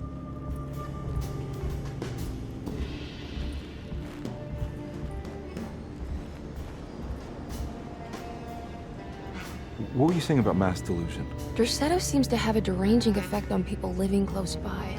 It has a history of creating cults devoted to some nature goddess. Even the name Derceto refers to the cult existing here before the Civil War.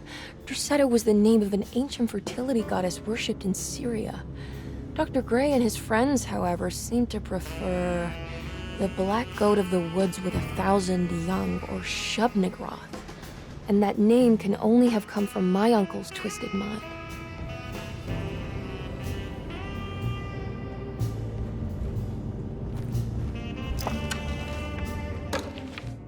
Good to finally meet you, Mr. Hartwood.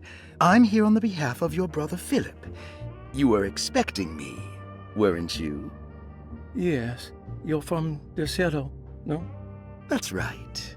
I just wanted to ask you a few questions to see if there is anything I can do to help you and your family. Okay. I understand you're full of imagination. You make up a lot of things. I suppose. And you obsess over them, blurring reality and fiction. sometimes. Do you want to tell me about the Dark Man? No. No, I don't. That's all right. Perhaps there is something else you can tell me. Something you know to be made up, but you hold dear. Juan? John? Who's John? No. Juan Luis Jorge. Oh, wait there a moment. Here, take a look. Is he... Oh, he is the author.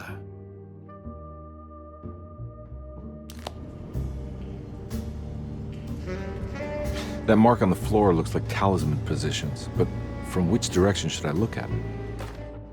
The Snake Dagger, a monograph by Yael Klein. In Ludwig Prin's book on pagan rituals called The Mystery of the Grave, as translated by Nicholas Vachy, there are several references to a sacrificial dagger called the Snake Dagger. It has long been thought of as a poor translation of the original text, that it would be more appropriate with worm dagger from the Latin vermis cultrum. This seems natural following the recent consensus that the original title of Prin's book, De Vermis Mysteris, should literally translate to the mystery of the worm. However, this would take away from Vachy's great effort at translating the underlying meaning of the words and revealing several cultural beliefs.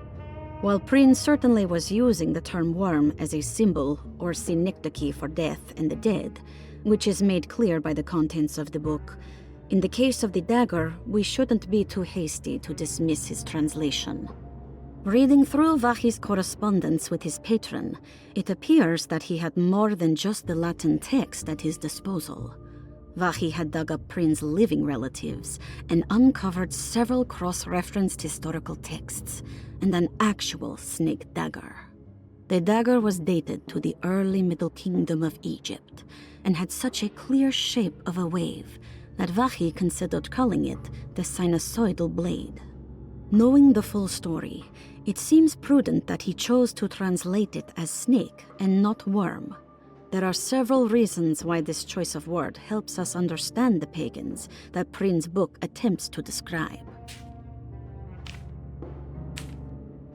The symbolic value of the shape becomes more apparent when reading about the use for the dagger. In the passage of possession and exorcism, we find the snake dagger poisons the poisoner within the victim and is therefore pacified. Where the literal text would tell us that the worm dagger trumps the demon possessing the victim, it tells us nothing of their reasoning, only that somehow this dagger wins against the demon, like it had the better hand in poker. Vachy's translation allows us to follow the underlying logic to the ritual magic that is being performed. Poison the poisoner sounds like fighting fire with fire. That to hurt the demon possessing its victim, the priests would have to fight back with a power that is known to the evil they are fighting. The snake dagger is therefore not only a good way to describe its form, but it also helps us understand how it could be thought of as a useful tool for exorcism. Finally, it also helps us understand their relationship to lunacy, that it was thought of as something poisoning the mind rather than controlling it. What is also interesting to note is that the possessed are always considered poisoned in their head and not their heart. The snake dagger always went to the eye of the possessed, leaving them partially blind, if they had the good luck to survive.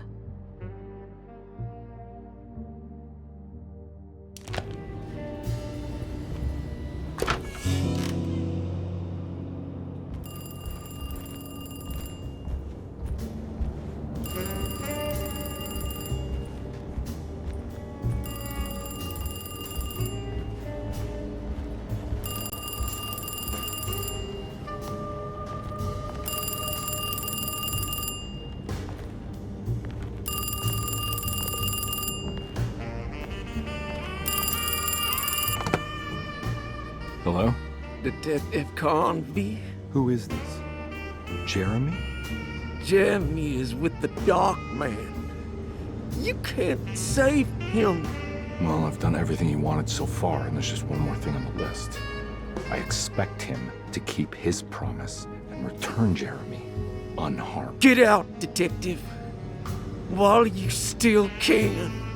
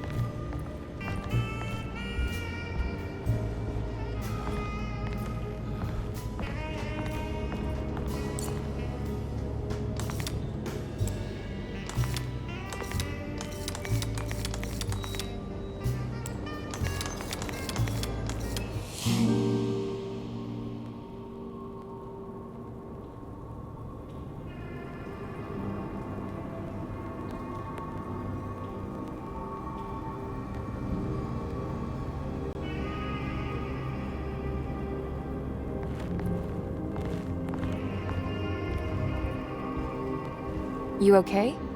You look a little frazzled. Just stupid telephone. I know. I tried calling the police earlier. The telephone is completely dead. It's not... Yeah, no, the telephone isn't working.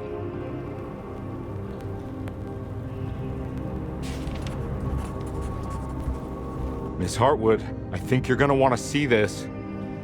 Is there something in the closet? Yeah, there is. You don't see the very obvious gate leading to whatever Jeremy's madness is serving up next? I don't understand. Are you making some kind of fashion metaphor? I'm sorry, I don't have time for this. Can you just tell me what you're doing? You don't see this. It's fine. It's fine. Catch you later. Are you going inside the closet? Yeah. You got a problem with that? No. Do what you think is right, Detective. Sorry, I didn't mean to. Goodbye, Miss Hartwood.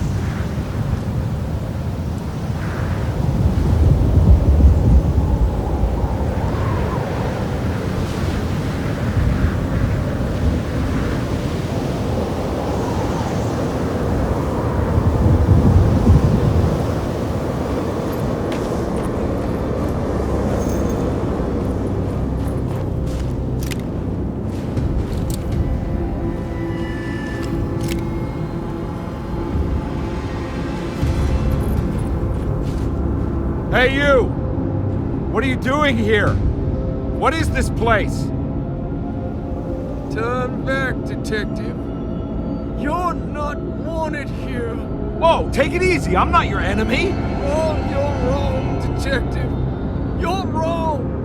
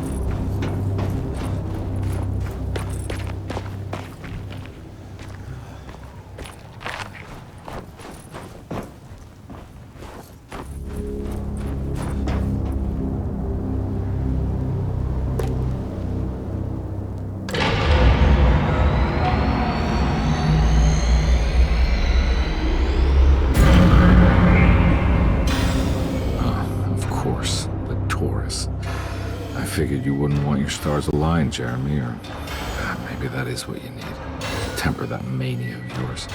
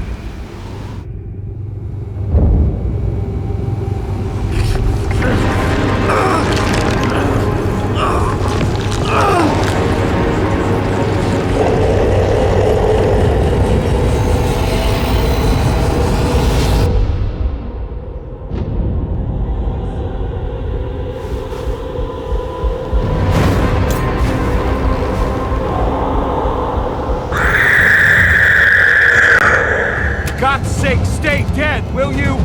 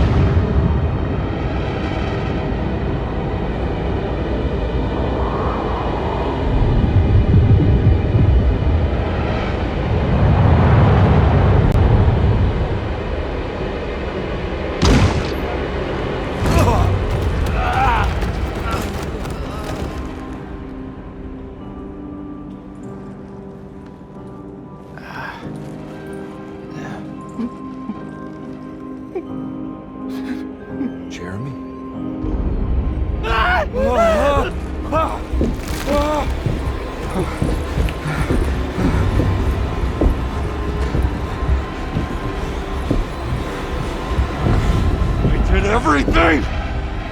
Aren't you happy? Stupid charlatan.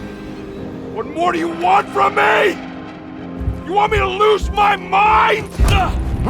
Oh, my Lord! Doctor! Baptiste! Quick! Jesus. What were you thinking, compadre?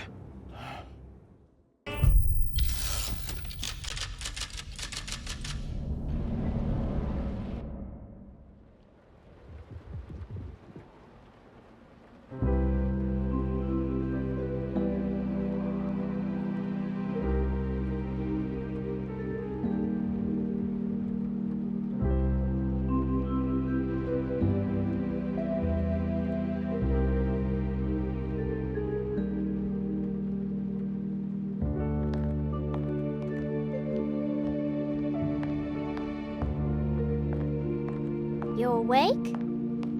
You are awake. Mr. Conby's up. Hey, buddy! I thought you'd be knocked out for the rest of the night. Come on out and join us, will you? I'll save you some gumbo. Good to have you back. You gave us all a good scare. What happened? You had a psychological breakdown. Sorry for manhandling you, but you're being violent. You stabbed Jeremy and then punched Dr. Gray. Are they okay? Jeremy's a little strange, but everything's back to normal. Really? All thanks to you, combat. You want to try standing up?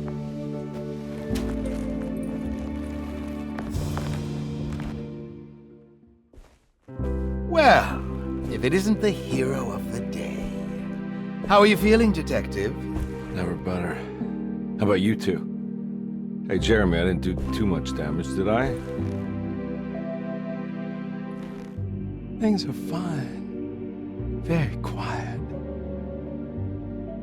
What's up with him? Painkillers? No.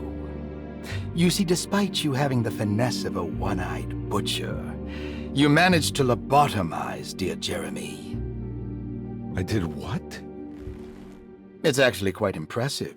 It's not like I hadn't considered it myself. I just wish Jeremy could have been helped without reducing his personality to that of an oyster. But he's gonna live. Of course.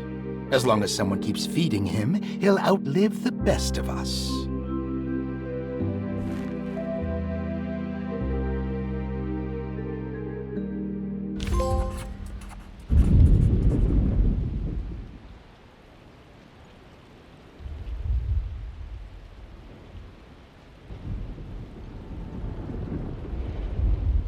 Does Emily know about Jeremy's condition? Yes. She seems to be handling it quite well under the circumstances.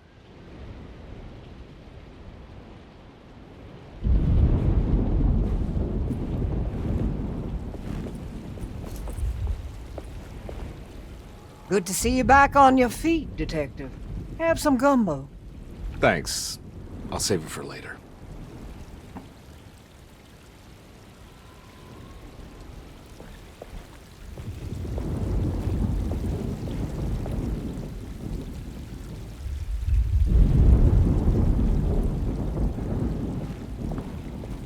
All right, tell me, what the hell's about to happen here?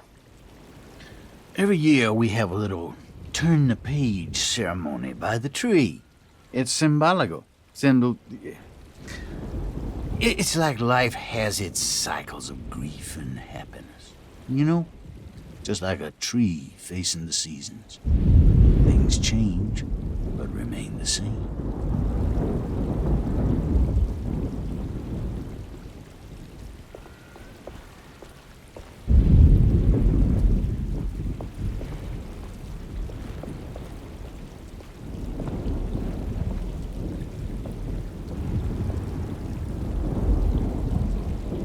That is one impressive tree. More impressive than you could ever imagine.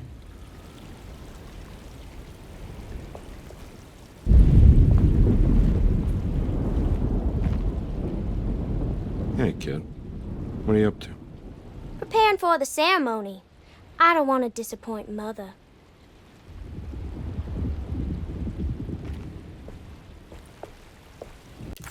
everything was back to normal, did any of it really happen? What had Conby actually been doing all night?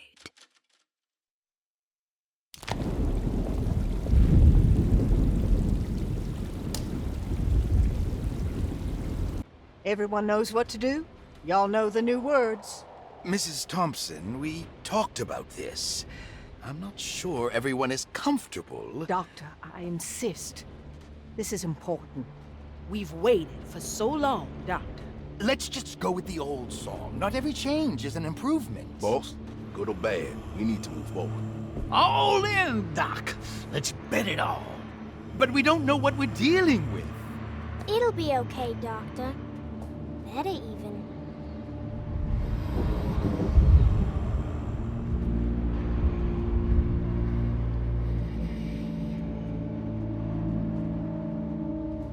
Ever there are praises in abundance to the black goat of the woods. Hear us, brother. Take pity on us. Take pity on us.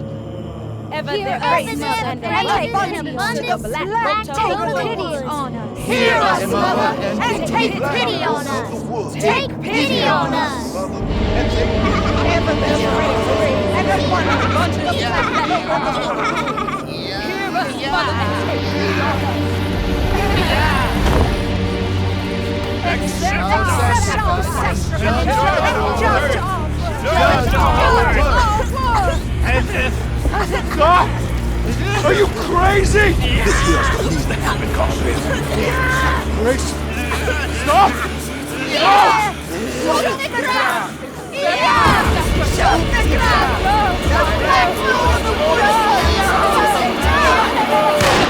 Up in the ground!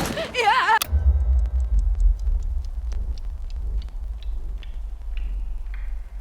Detective, get my uncle out of here! Jeremy, come with me! Get over here! Jeremy, come with me! Jeremy, come here! No! There has to be a sacrifice! We're doomed!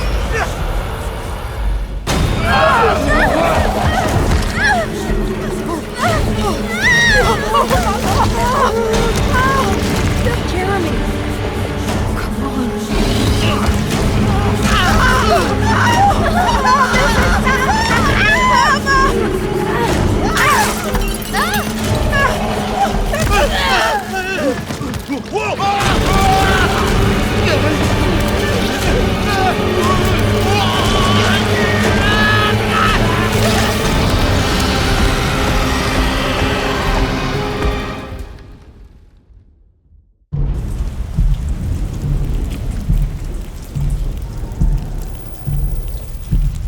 I can't let that monster leave Derceto. I have to stop it.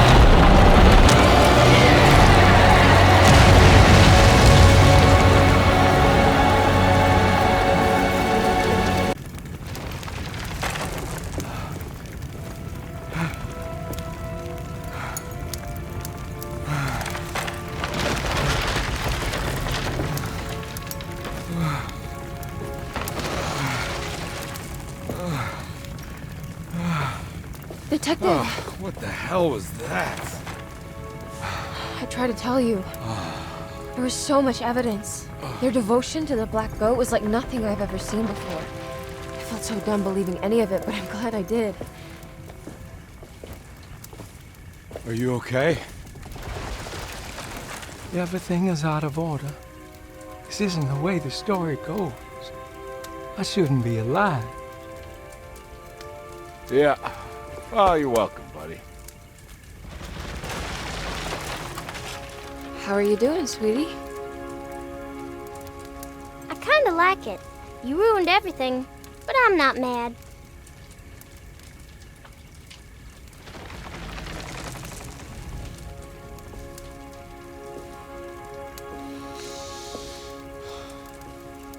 All right, you ready to head back to New Orleans? Come on, Jeremy. We're leaving. Can I come? I thought you said you didn't need saving. Don't leave her. She's important.